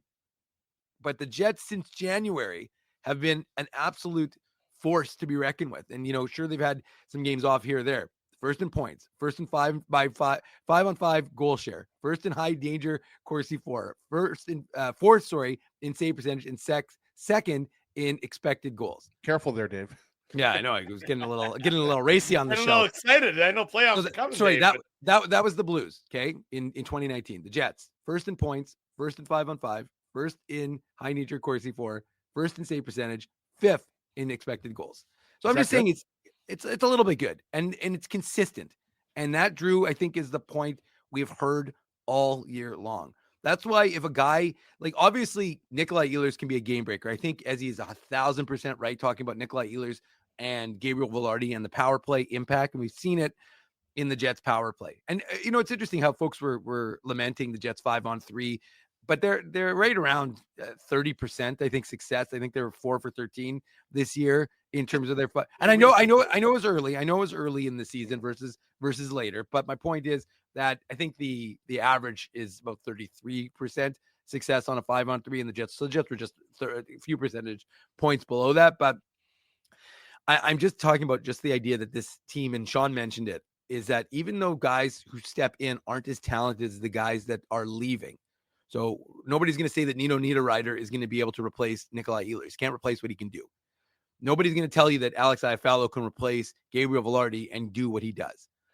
But that idea of getting more out of these guys and these guys adhering to a game where they are like Kyle Connor had the most successful offensive season of his career, and he still played well defensively. Probably had his best defensive season of his career. So the point is that the guys have bought the system. The system they haven't abandoned it. We've seen it consistently. And again, you're not going to play it perfectly 82 games of the year for, every period of those games. But for the vast majority of times, this team that's why Connor Hellebuck has had such success. Again, he attributes it to his teammates. When he talked about winning the William Jennings, he didn't say it was me and only me. And of course, he would never say that. But my point is I'd like to see him say that. That would have been for funny. sure. It would definitely make for an interesting clip. But the fact of the matter is that it's not that funny, Drew. One of the quotes that Connor Hellebuck said to us a few weeks back in one of his media availabilities was he said, I know where the puck is going to be. So I just have to be in place to make the save. I am ready. The guys, they funnel the opposition to where they are going to be in a position to not have, the high danger quality shots and we saw it. What was that last game when the Jets high danger chances were like 7-0. I know it was against the Ducks, but the point is that the Jets have done a really good job locking it down this year. And yes, I think St. Louis is an excellent story, but I think at the end of the day, Drew, I think you're right. I think the Jets have a consistent workmanlike effort that we've seen. And it's not flashy with a Nathan McKinnon absolute game breaker like the Colorado Avalanche have, or even maybe necessarily like a Nikita Kucherov, but the sum of their parts, which is, I think, a very appropriate Winnipeg sort of way of being, is greater than many other teams. And I think from that perspective is why you're going to have, I think I agree with Ezzy. I think it's going to be a hell of a good series, but I think it's going to be one that the Jets are going to come out on top. Yeah, and I just wanted to throw one thing in, Drew. You kind of, when you were talking about Mark Scheifele and Kyle Connor, you were saying, and the 10 to 15%, like obviously Robert Thomas, Jordan Kyrou, Pavel Buchnevich, those are the Blues' top players. Yeah. And I really do think they are going to miss Dylan Holloway. It's missing a top 6 piece is what exactly. It is, just like the Jets are missing a top 6 piece. So exactly. So you can almost, it's a wash, right? Holloway, Ehlers are a wash, but then obviously Velarde's still out of the lineup. Right. Mm-hmm. But then Alex Iafallo, I think we would all agree, has done an admirable job. More than admirable. He's produced on the top line, and he's been out there on the power play. He's out there on the penalty kill. I mean, we've talked a lot about Iafallo, especially since he signed his contract. I think, the drop-off, there is a drop-off from Velarde to Iafallo, but the point is that the Jets are going to get Velarde back at some point in the series. So I really do think. I mean, we think it's. Well, we think, yeah, that's true. I mean, the good news is he's been skating for almost a week now, right? But this series to me is there's going to be 1-goal games, and it's going to come down to the power play. And we mentioned it earlier, but even with Jim Montgomery taking over for Drew Bannister, we talked to Jeremy Rutherford about this. What was that, 3 weeks ago? The penalty kill, I think we talked to him about it. The penalty kill is 27th in the NHL under Jim Montgomery and Drew Bannister. So there's been no, increase, whereas there has been in other areas like goal scoring, for example, since Jim Montgomery, and this is courtesy of TSN, Jim Montgomery took over, they've been 5th in the NHL in goals for per game. Even strength, though, they actually have been in the bottom 10th of the league. So to me, the Jets are better offensively. We're going to give them the edge defensively. We just talked about how all year long they've bought into being this excellent defensive team, not just the D-core, but guys like Scheifele and Connor and so on and so forth, right? They've got a lot of good defensive forwards, whether that's Iafallo, whether that's Adam Lowry, Niederreiter. They've got a bunch of great elite defensive forwards. I think that's going to be the difference, that the Jets are quite a bit of a better offensive team, considerably better. Their power play, the Blues have a decent power play. The Jets easily have the advantage there on the power play, even without Velarde and Ehlers, I would say. And then they have the edge in goal. I disagree with you on the power play. I think the Jets' power play is going to struggle in this series, and without Ehlers and Velarde, which is not unreasonable. That could be the difference in the series, Drew. That could be the difference between them winning and losing the series. I don't believe it's going to be a special teams battle. I don't think that's going to be the determining factor. But I'm not saying it's going to be the special. It's not going to be every game is going to be determined by one power play goal. I'm not saying that. Right. I'm just saying because the series is going to be so close, one game or two games in the series, if you're able to get a power play goal, and I'm just saying that the margin of error, I think, is going to be very slim in the series. Totally fine. Agree with that point in time. I go back to the game 2 weeks ago, Monday, April 7th. It was a significant game for the Blues. They came in on the 12-game winning streak. The Jets obviously were going to be a playoff team, but it was a significant game for the Jets as well in their still battle at that point in time to win the Central Division. This is before Dallas tailed off as poorly as they did to end the year. Did they lose 7 in a row, by the way? I believe so, yes. And you look at the Jets roster for that game on that Monday. So no Ehlers and no Velarde, which is similar to what you're going to see tonight. No Neil Pionk in that game on Monday, April the 7th as well. And the Jets, without those 3 key members of their roster, still went out there and absolutely smothered the St. Louis Blues into submission. Especially in the third period. You're right about that, Dave. So to me, again, I think the Blues are a very good story. They're a very good team. What they've done is impressive to play at that absurd clip in order to qualify for the playoffs in the last 19-4-3. We're going to be saying that a lot today. 19-4-3. Well, there you go. That's how good they were. And it took every one of those points to make it into the playoffs. But at the same time, if you're the Winnipeg Jets, I think you look back at that game and you say, look, even without those 3 regulars in our lineup, we play like we played against them on that day, and they don't have a response for what we did. I do think that game and that blueprint, again, these two teams defend the middle of the ice. Both do it so very well that it's unlikely to see a high-scoring blowout because these two teams don't get blown out. They're built for blowout protection is basically how they're built defensively and their structure-wise. But to me, if the Jets just play like they played on that game on the 7th, it's going to be really hard for St. Louis to overcome that, Dave. Yeah, and as you said, I mean, it kind of reaffirms the point I made, right, Drew, is that, you're missing 3 key pieces, and yet you still played the same style of game you've played consistently. And so, the sum of your parts were able to overcome a team that was feeling great about their game.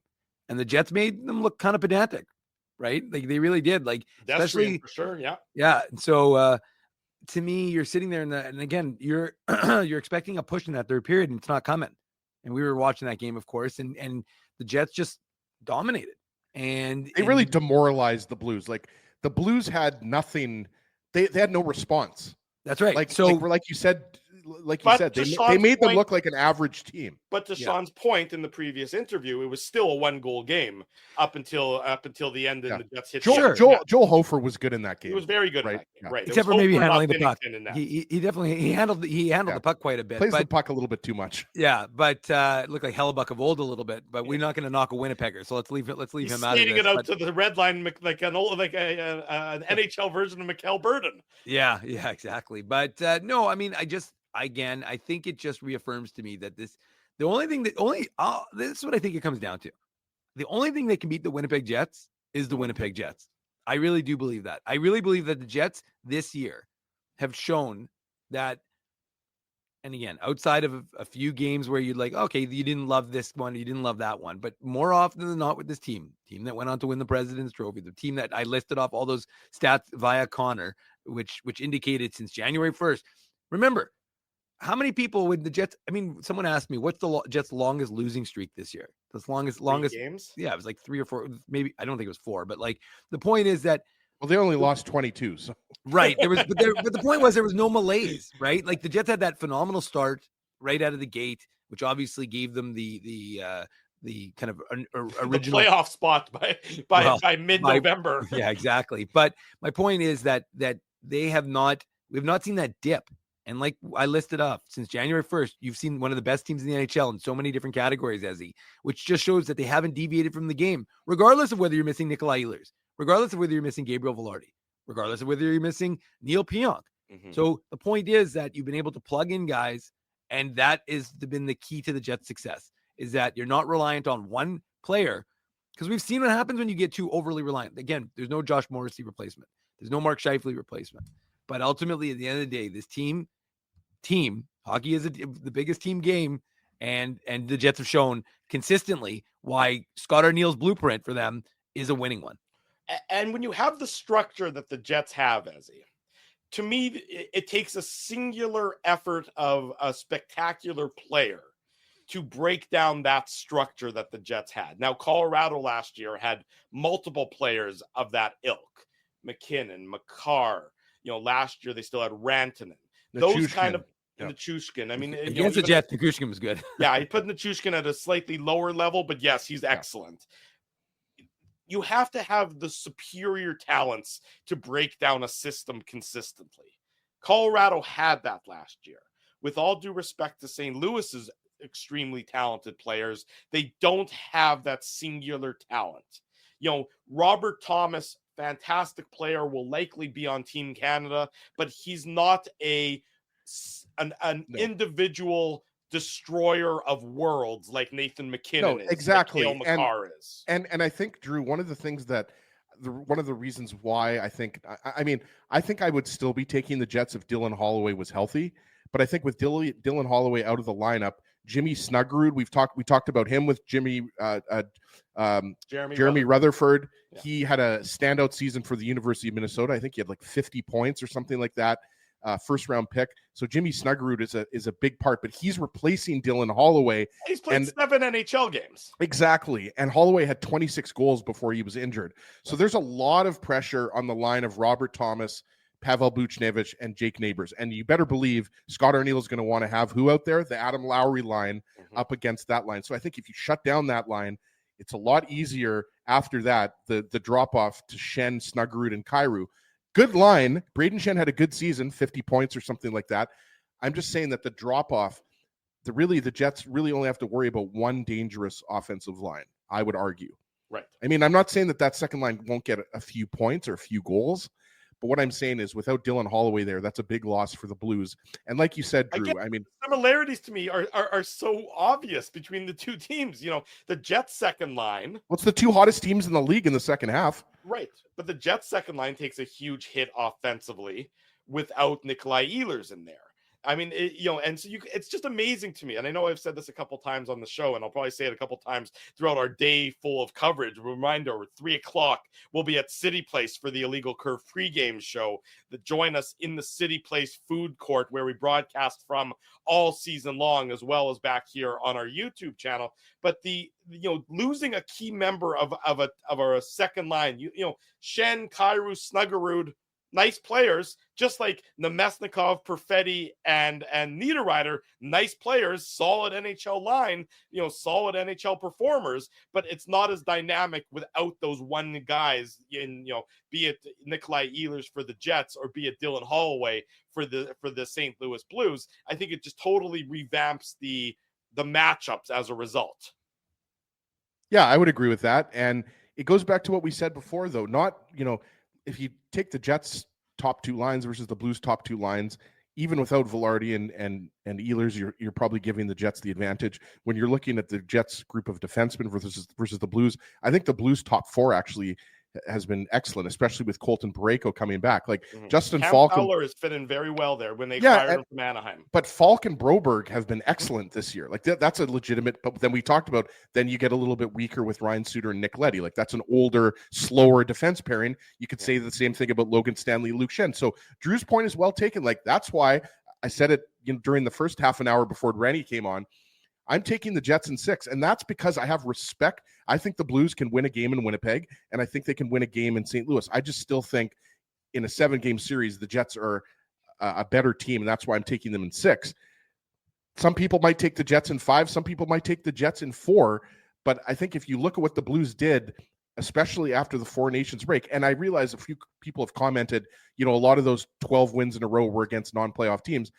They still had to win those games. Like you look around the NHL, how many teams were upsetting other teams, right? Like you saw it with Columbus over Washington. Yeah. In those 2 games. You saw it with the Ducks beating the Jets twice this year, almost beating the Jets 3 times this year, right? So my counter argument to that would be, the Blues beat some bad teams, but they were still winning those games. So a win is a win is a win, right? But I just think the Jets are going to be offensively too much.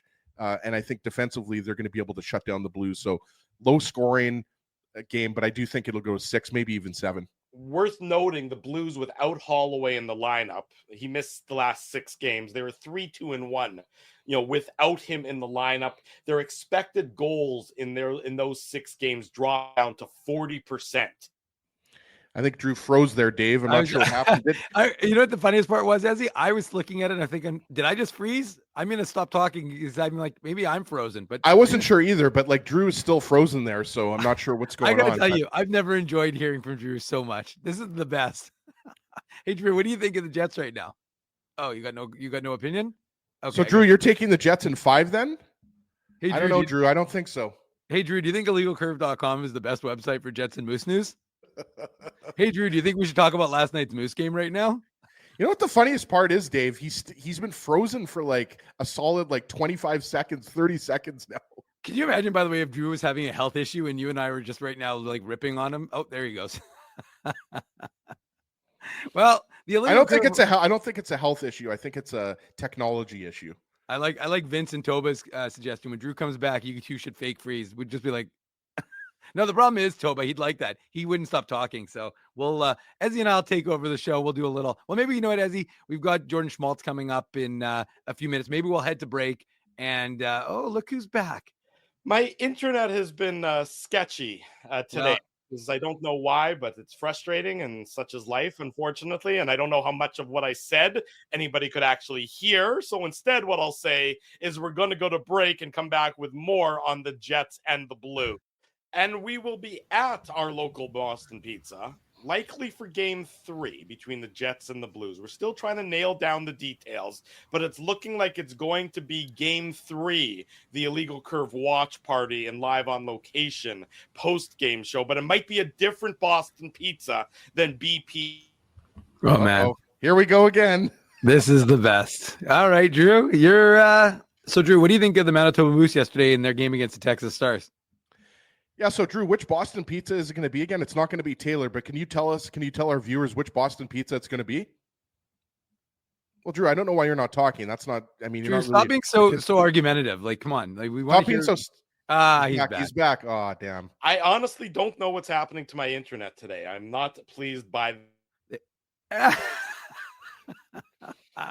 Well, luckily we have Jordan Schmaltz coming on, so we're not really going to need Drew. So that's a positive, right, Dave? I don't know, but I'm going to have to remove Drew from the chat because I don't want to see his tongue sticking out right now. He can come back and join us when he's ready to go. Yeah, we might have to get someone to step in. I mean, Drew, this is the playoffs, Drew. Let that stuff happen in the regular season, in the preseason. But, as the folks are saying in the chat, make sure you pay those bills and let folks know that, you actually have internet that works, because right now, he might have, what he might have to do? He might have to do the Ginsburg, get in the car and use his phone and just remember when I had to do that the first show of the season opener. I had to drive to Long and McQuaid to get another cord, and then they didn't have the cord, and then I did the show from the car. But Drew's coming back in right now, by the way.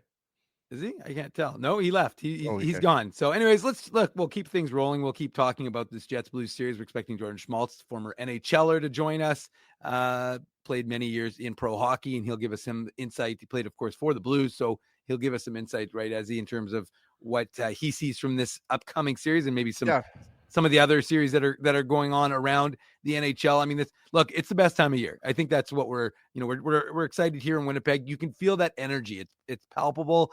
And as Drew asked me about yesterday at Hockey for All Center, there was so much excitement from the fans. You could just feel it. And folks have been ready for this. I mean, obviously they had to get game 82 out of the way against the Ducks, but you knew it was just a formality. You knew that nobody just wanted to get hurt, even though Cole Perfetti is blocking pucks with his face. He's blocking shots and guys are going. And then Nemestikov blocked the Jacob Trouba shot. You're like, no, you're not. This is supposed to be a bubble wrap game. You're not supposed to be doing anything. But like I said, no changes yesterday at practice. So the lineup is the same lineup that we saw against the Ducks. No changes, no surprises there, really. Luke Shen in your third pairing with Logan Stanley. No changes to the top six. And we're just going to see, a team that is ready to go, right, Ez? And that to me is what's I find most fascinating about this Jets club is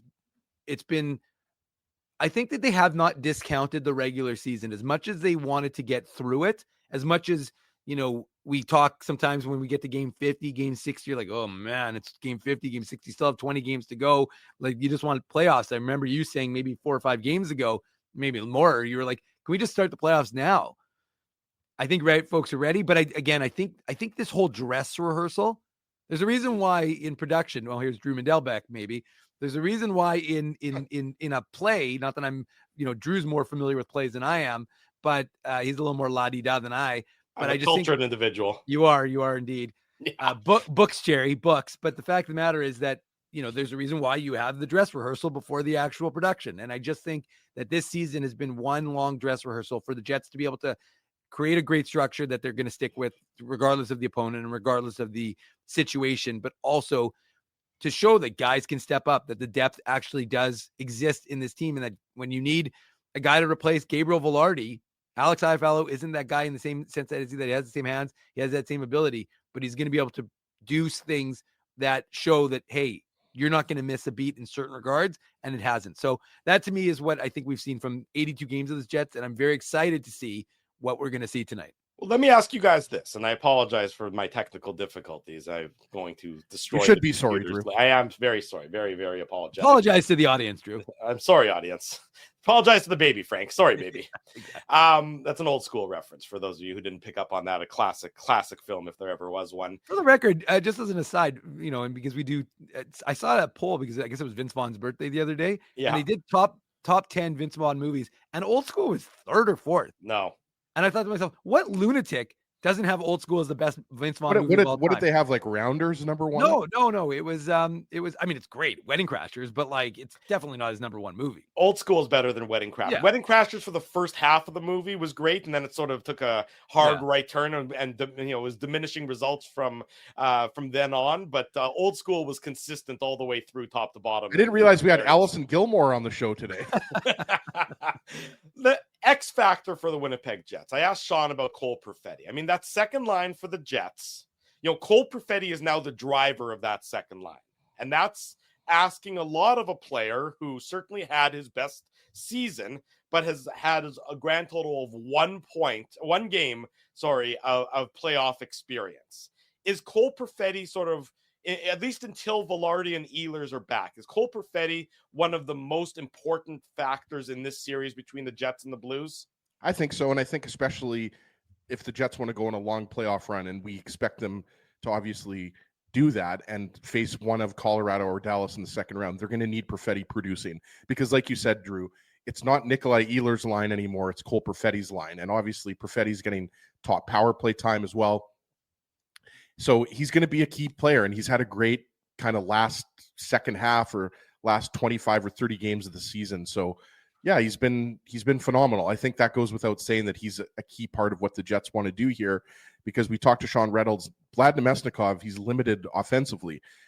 Nino Niederreiter obviously has stepped up his offensive game, and he has the ability to drive the net. But yeah, no, Perfetti is just as important as Mark Scheifele or Kyle Connor, Dave, to the Jets' playoff success. Well, for sure, in the sense that you need that secondary scoring. I mean, look, he hit 50 points for the first time in his career. I mean, this is a guy that is a driver now. And that's not something we would have said before. I know I specifically said he wasn't a driver. I said he was a highly complementary piece, but he wasn't a driver quite yet of the line. But we're seeing a complete, again, I wouldn't say a difference, but a maturity in his game. And I've mentioned this 1,000 times, but I'll mention 1,000 times in one. And Drew, by the way, the chat wants you to keep moving so they know you haven't frozen. So even if you're not talking, you could just keep moving so you can alert. Yeah, exactly. Do that. Oh, he froze. Yeah. That was amazing. Oh, that's the best.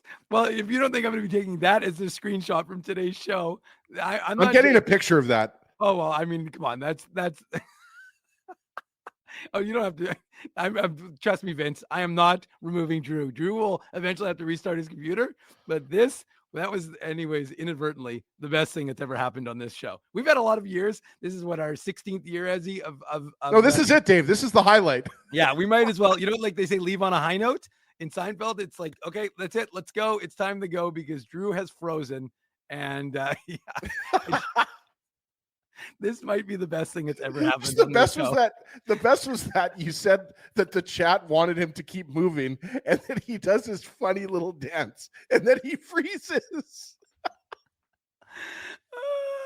My God, this is great, guys. I'm not sure what happened to Schmaltzy either, because I texted him.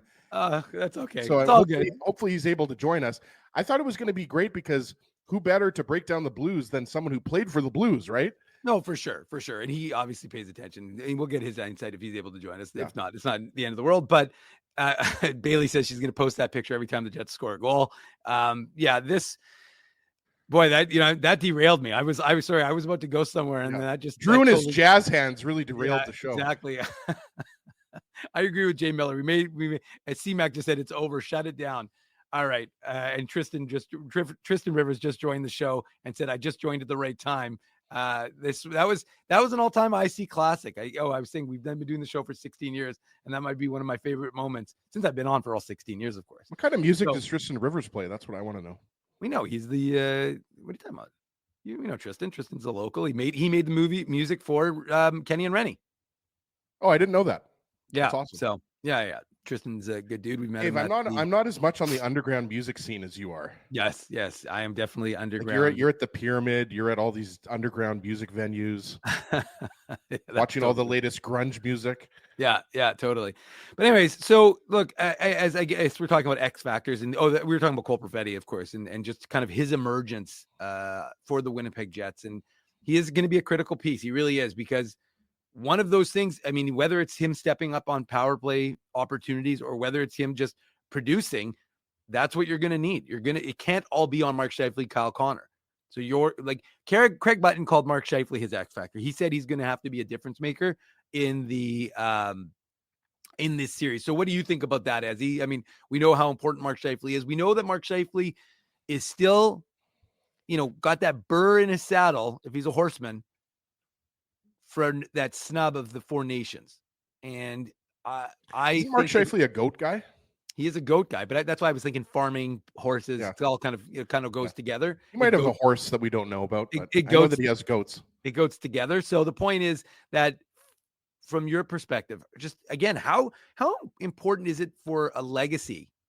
And again, Mark Scheifele's got to have a long career in Winnipeg, but just in terms of defining yourself, this team has, again, not necessarily by us, obviously, we talk about, positives and negatives with the team, but just from the perspective of the outside folks from outside the market. When they talk about this team, they talk about the playoff failures. They don't talk about they talk about the regular season success, but they always tend to mention the playoff failures. So from your perspective, how important is this? How defining is this series going to be for guys like Connor Hellebuck and Mark Scheifele? Not series, but the playoffs in general. Yeah, well, the reality is, Dave, they've been knocked out in the first round 2 years in a row, right? So that's what they're facing here. They had an excellent regular season last year, but they were unable to get past the Colorado Avalanche. Okay, we have Drew back now. Don't count on it happening or staying. Well, Drew, I sure, just so you're aware. Oh, he's frozen again. Okay, Drew, take the rest of the show off. Okay, I'm removing Drew. He's either going to use. Oh, wait, did you? Oh, you brought him back as you're muted. All right, let's move on. Wait, do you keep bringing him back? What's going on? That's not. Is that you or him? I thought he was backstage. It looks like he's there, but he's not there. No, he's not there. He's got. He's either switching to his phone or he's got to just ignore the rest of it. This is great. He's becoming a and you know Drew's now. losing his mind now at his house. Absolutely. So which makes me happy. For everyone who's enjoying the fact that Drew is derailing the show, because usually it's me. Well, usually it's Ezzy. Then I'm the secondary derailment of this show. Never usually Drew. Drew's the steady one, but we're going to enjoy the fact that he has derailed the last half an hour of our show. But and by the way, if you do enjoy the fact that Drew has derailed the show, please smash the like button. Please make sure you're subscribing to the channel. There's all those likes are for Drew not being on the show. Exactly. You're not liking the fact that the quality of this the broadcast that we're providing, any of the insight, anything like that. You're liking the show because of what Drew has done. Now we've got Drew times 2.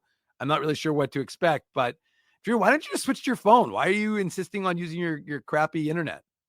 Because I'm stubborn. Why do you think, Dave? I'm an only child. I'm very stubborn, and it's a matter of man versus technology. And even though man will never win that battle, but I'm going to be that man who fights back against our technological overlords and either wins or dies trying. And stubbornness is my middle name. So here's hoping it'll last for longer than 8.5 seconds. That's amazing. Oh, good. KWB wins. KWB wins. There you go. The internet is undefeated when it comes to humiliating me at every given opportunity. With all due respect to Sean, Drew, I told Ezzy that the screenshot of today's show will definitely be your little jazz hands. I was just going to say, though, shouldn't Kenny's water bottle now change his name to Drew's Jazz Hands? Ooh, good point by you, Ezzy. But then Kenny's water bottle, that name is iconic. I don't know. He's established a brand, though. You don't want to just give up the brand of Kenny's water bottle, but and maybe you can start an alternative YouTube handle for Drew's Jazz Hands. Well, Drew, while you were gone, I asked Ezzy the question about the legacy that this is going to be for a guy like Mark Scheifele and how important it is for him. Craig Button called him the X factor, the most important player. So, what, from your perspective, how do you see the importance of this series and these playoffs for a guy like Mark Scheifele? I think they're remarkably important. This is a guy who has overhauled his game. I was in the game preview or the series preview, I was looking at some of the work that the good folks over at The Athletic did, and they have their sort of their offensive ratings and their defensive ratings for each individual player. And to no one's surprise, Connor and Scheifele lead the Jets with their offensive ratings. Connor is 10.6, Scheifele 9.5. Any which way you cut that's elite offensive production. But as we know, the drawback on the two of them for so many years was their porous defensive play, that they would have a negative defensive rating. Well, that's not the case anymore. Their defensive rating is 1.4 and 1.2. For context, Adam Lowry, who's considered the Jets' best defensive forward, his defensive rating is 3.2. So Scheifele and Connor have reinvented themselves in the regular season to being offensive powerhouses while at the same time defensively responsible players. Assets still on the defensive side of the game. Mm-hmm. Now it's time for them to do that come playoff time. Now it's time for them to harness everything that they've built throughout the regular season and translate that when the lights are the brightest and when the spotlight is shining on them in the most significant games of the season. I fully expect both of them to step up for the Winnipeg Jets. That's just the thing. I think this team is battle tested and is prepared to prove their naysayers wrong. And I firmly believe on top of that, they got the best first round matchup that they could have hoped for of the playoff teams. I think Minnesota is not going to go far, but Minnesota has a game breaker in Kirill Kaprizov. He's that superstar level of player. He hasn't been able to stay healthy, so we haven't seen it for an 82-game season, but he's a guy who can destroy worlds. because, as I said earlier, whether or not anyone heard it or not, I couldn't tell you. But because I said it earlier that the Blues don't have that one player who can just single-handedly destroy an entire series, I think that makes it a very good matchup for the Winnipeg Jets because, as I said earlier on the show, the Jets are 10 or 15% better than what St. Louis does, and both teams do it in a very similar manner. Yeah, and even though Robert Thomas isn't a superstar, he's not what you would call what did you call it, Drew? A world destroyer. A destroyer of worlds. Destroyer of worlds. I guess you've been watching some superhero movies or something, Drew. But I look at myself in the mirror and sing the Superman theme song. Yeah, I like it. But it also disturbs me.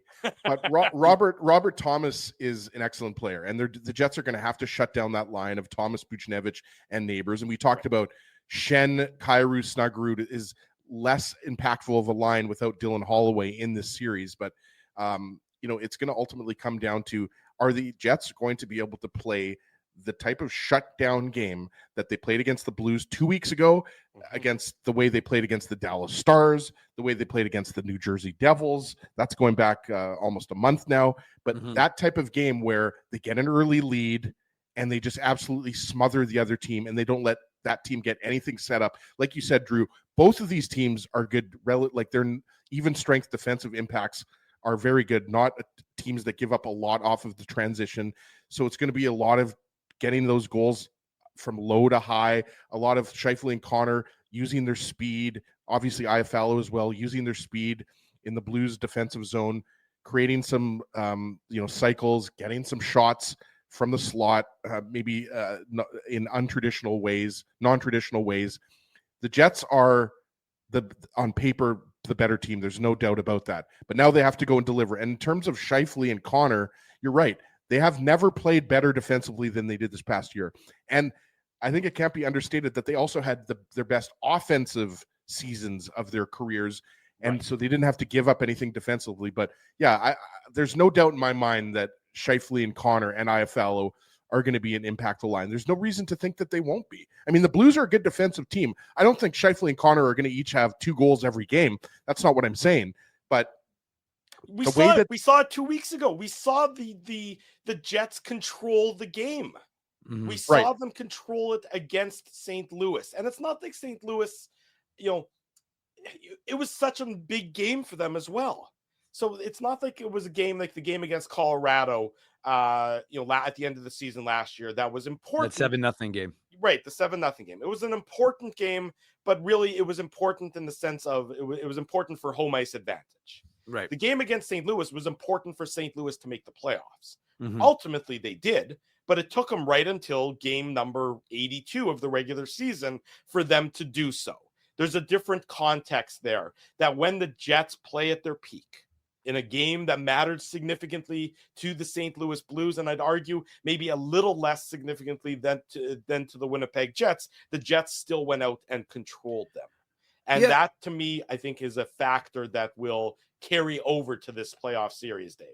Yeah, look, I the one win that this season that folks tend not to focus on, but I think it was significant, was the one in Vegas where you slay the demon. Yep. I mean, that was a game where first of all, Comrie's in net, right? And more importantly, you hadn't won in Vegas since January 1st of 2022. I know they don't play in Vegas like all the time, but still, that's a significant period of time. You had an 8-game losing streak to those Golden Knights.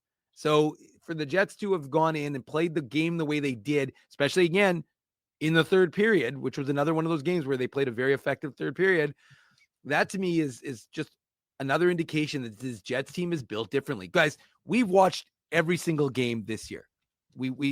Most of the people in the chat have watched every single game this year. You get a feel for a team. You really do when you watch them consistently. And this year's team is just, again, I'm not trying to be hyperbolic. I just think that they're very different than any other team, Jets team we've ever seen. And that includes the 17-18 team. And obviously it was, that was a much different constructed team. I wouldn't say they were the defensive juggernaut, even though they had better defensemen, but they weren't necessarily the structured defensive team that this one is. And again, we've seen a team that is bought in. And I keep using this, and I might be using it for 4 rounds in the playoffs potentially, but it's the sum of all parts. And it's just the fact that this team has, banded together and shown that, within this framework with an world-class goaltender and an adherence to a defensive structure that could get you the puck. Again, like I said, you haven't had to sacrifice the offense. The Jets are a top 5 offensive team in the NHL. So because of that and because of those things, I think this is a team that's poised to go far. I would agree with everything you said there, Dave. I mean, I will be everything about this for the Winnipeg Jets, especially the first round matchup. I think it is appealing to them. St. Louis, they were certainly, the Jets respect them. They know them. They know what their strengths are. They know what their weaknesses are. I just say that the Jets are just a bit better right now than the St. Louis Blues. And I do think that it matters that the St. Louis Blues have had to play at that super high level for all 82 games. Naturally, you're going to need a dip. You're not going to be able to succeed at that level every game, night in and night out. And so I do think that the tired factor, and not tired in the sense of exhausted, but just tired of being able to play at that level, is going to be a factor. Every team needs to take some nights off or not be at their absolute peak during the regular season. The Blues haven't been afforded that opportunity. The Jets have been. I mean, I don't think any of the Jets' last 3 games, Chicago, Edmonton, Anaheim, were masterpieces. They won 2 of those 3 games, but they don't need to be masterpieces. And I think that's important, that you don't need to be, playing superlative hockey games 80, 81, and 82, because it impacts your ability to do so in games 83, 84, and 85. The Jets have had that release. They've had that ability to exhale before they inhale for the playoffs, whereas the Blues haven't had that opportunity, Ezzy. Yeah, I would agree with that. I thought we were going to break. We talked about going to break in the chat, but I'll let you do a final thought. We'll go to break and then we'll come back with overtime. Yeah, I mean, I think we've broken the series down pretty well here. I think, we're all taking the Jets, and I think it's going to be a close series. And I think the special teams are in the Jets' advantage. I think the Jets have the advantage with their forward depth. They're going to miss Velarde and Ehlers, obviously, but Velarde is going to come back. But I think it's going to be a tight check-in, close series for sure.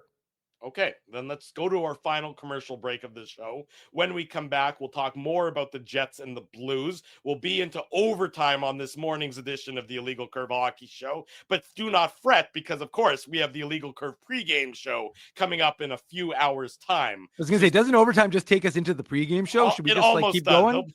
There will be a small break in between the shows, but it is going to be a day of significance filled with Illegal Curve broadcasts. We tell you more about that on the other side of the break. While we go to break, smash the like button and subscribe, of course, to the YouTube channel and turn your notifications on. Saturday morning, my internet seems to be working. I've defeated the technology. It's the Illegal Curve Hockey Show live on our YouTube channel.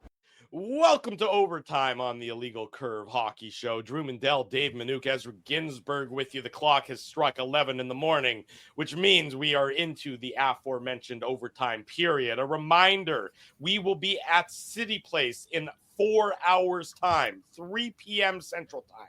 We are going to do the Illegal Curve pregame show live on location from City Place. Mike McIntyre of the Winnipeg Free Press is going to join us live in the food court. So as you are making your way into downtown Winnipeg, be it within the arena, be it at the street party, your destination before the game is the Illegal Curve live on location pregame show right on the second floor of City Place in the food court. Listen for our voices, look for the giant Illegal Curve poster, and we'll see everyone around 3 o'clock this afternoon. We'll do this before each and every edition of the Illegal Curve, prior to each home game before the Winnipeg Jets. So we'll do it again on Monday afternoon prior to game 2 between the Jets and the Blues. Game 1 in about 6 hours time. And then, of course, the post-game show follows a little bit later on tonight after the final whistle. Smash the like button like Big Spence 17 is saying.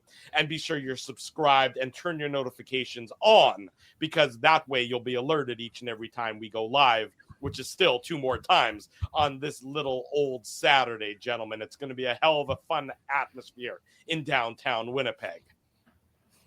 Yeah, I think, we've been breaking the series down a lot today, but I think at the end of the day, like, let's not lose fact that the excitement in this city, the excitement level in this city is maybe the highest it's been since 2018. Like, The anticipation, the expectations. I would agree with that. Yeah, everywhere you go, people are excited about the Jets. So I'm ready to go, guys. Looking forward to the pregame show. Dave, as he's given us his prediction, I don't believe you've said anything on the record just yet. So I have not. Might as well get you and yours truly on the record as well. So the bold part of me wants to say Jets in 5. The other part of me says they're going to win it in St. Louis in Game 6. But I think I'm going to go with the bold part of me and say Jets in 5. Jets in 5 is what Mr. Minuk says. And I mean, 5 is a handling. The Jets have lost in 5 the last couple of years. I know. And I understand where you're coming from with that opinion. And I don't think you're wrong necessarily. And trust me, that the reason I say it's bold is because there's no Nikolai Ehlers and no Gabriel Velarde. Right. So that makes it a very bold. I know they don't have Holloway, but I think it's bold to go minus those two pieces to say it. They'll do it in 5. But I think, as you said, Drew, you've made a good point in the sense that I think they're going to be, or as you said it, sorry, that they're going to be very close series. But I think that the Jets, again, I'm around the team every day. I just feel like this team is built differently, and I feel like they're going to be able to handle their business and win in 5. To me, what's going to be the most important is how do the Jets respond to getting punched in the face? Mm-hmm. And I don't mean literally, but remember, this is the last couple of years the Jets have, I'll use the word wilted when they've been punched in the face by their first round playoff opponent. Yeah. They weren't able to elevate their game to match Vegas. Psychologically, their game got broken down into pieces by the Colorado Avalanche last year. How do the Jets ensure that doesn't happen again? Or if St. Louis, has a great game 1, like we've seen happen before, how do the Jets respond in game 2? Remember, Jets went into Vegas 2 years ago, won that game 1. We're playing pretty well in game 2 as well. Vegas found that other level. The Jets weren't able to do so. To me, that's what I want to see the Jets do, is sort of find that other level when the opponent demands it from them. And that, to me, is going to be something to keep a very close eye on once the series gets going later on this afternoon. I don't know. I mean, I think the Jets are probably going to do it I think it's 6, but I wouldn't be shocked if it goes 5, because I think the Jets are that dialed in for this series and where they want to go in this playoff run that I just don't see them having the all systems failure, Ezzy, that they've had in the last 2 playoff series, I would say. Yeah, it's fair enough. I think a lot of people are picking the Jets in 5 or 6. I don't think there's a lot of people taking the Blues in this series, but I think we had the comment in the chat, like there's sometimes sweeps when all 4 games are close. So I think that it's safe to say that this is going to be a close series. I think not a lot of people are taking a sweep, which is obviously a good thing. And so, yeah, I think, Jets in 5, Jets in 6, I'm okay with both predictions. Yeah, I think that I would agree with everything that has been said so far. I'm looking over at the Blues Jets predictions on sportsnet.ca, and it looks like most of the people there are taking the Jets. There's a couple of prognosticators who are taking the Blues. Speaking of prognosticators, so it was funny. Someone did a hype video of all the guys on Sportsnet basically saying they didn't think the Jets were going to make the playoffs. Yeah. And I was laughing. I was like, well, you might want to see if you can get that internet removed. But I like the fact that, look, it does have speaking of the adversity, Drew, because that's one thing Mark Scheifele addressed it. He said, we're going to get punched in the face. It's inevitable. It's going to happen. It's, as you said, maybe not literally, but they anticipate that they may be down in the series. They may be whatever it's going to be. And at some point they're going to have to deal with that. But again, I don't think this team is they're not going to wilt. I think that this team has been through the cauldron. I think that they know how to handle the heat. I really do. Again, I could end up eating these words, and that's fine if I am. I really don't. I don't have. When you're around them that much, you can kind of. Again, my BS detector is usually pretty good at picking it up, and even if it isn't, your eye test, your analytics, you can look at anything and see the numbers suggest that this Jet team is built differently. So we'll see. The proof is in the pudding, as they say, and as he's probably going to eat the pudding right now, which is why he's disappeared. But hey, we got another show in a few hours. We don't Let's wrap it. I gotta post this show still. So okay, so let's wrap it there. We got it. No, Drew, you didn't realize though, because when you were doing Jazz Hands, I asked you. I said, Drew, do you want to end the show with the Manuka Moose Minute? And you said yes because you were like this. So isn't that what you want to do or no? I think not. We'll maybe save that for the post-game show later on tonight when we have a little bit more time on our hands. We remind everybody, 3 o'clock this afternoon, we will be in downtown Winnipeg at City Place for the Illegal Curve pregame show. So go spend the next 4 hours with your loved ones doing whatever it is that you need to do, and be sure to be back here in 4 hours' time. 3 o'clock, we'll be live here on our YouTube channel and all of our social media platforms, and of course, live on location at City Place for the Illegal Curve pregame show. Big thanks to all of you for joining us. Great audience, as you would expect, for this, the day of game 1 between the Jets and the Blues. We look forward to keeping the momentum going a little bit later on this afternoon as well.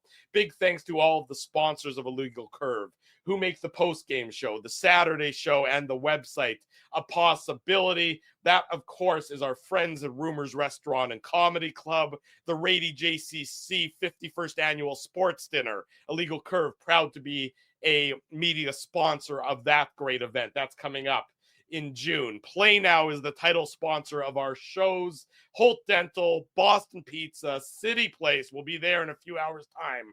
And, of course, our friends at Seagram's. Support these fine businesses because of their continued support of Illegal Curve Hockey. Thanks, everybody, for joining us. We'll see you in a few hours' time. For the departed Ezra Ginsburg, for the present Dave Manouk, for the technologically incompetent Drew Mindell, this has been the Illegal Curve Hockey Show. See everybody at City Place in 4 hours. Enjoy game 1, everybody, and see you again this afternoon. Thanks for watching the Illegal Curve Hockey Show. Thanks for listening to this broadcast from Illegal Curve Hockey.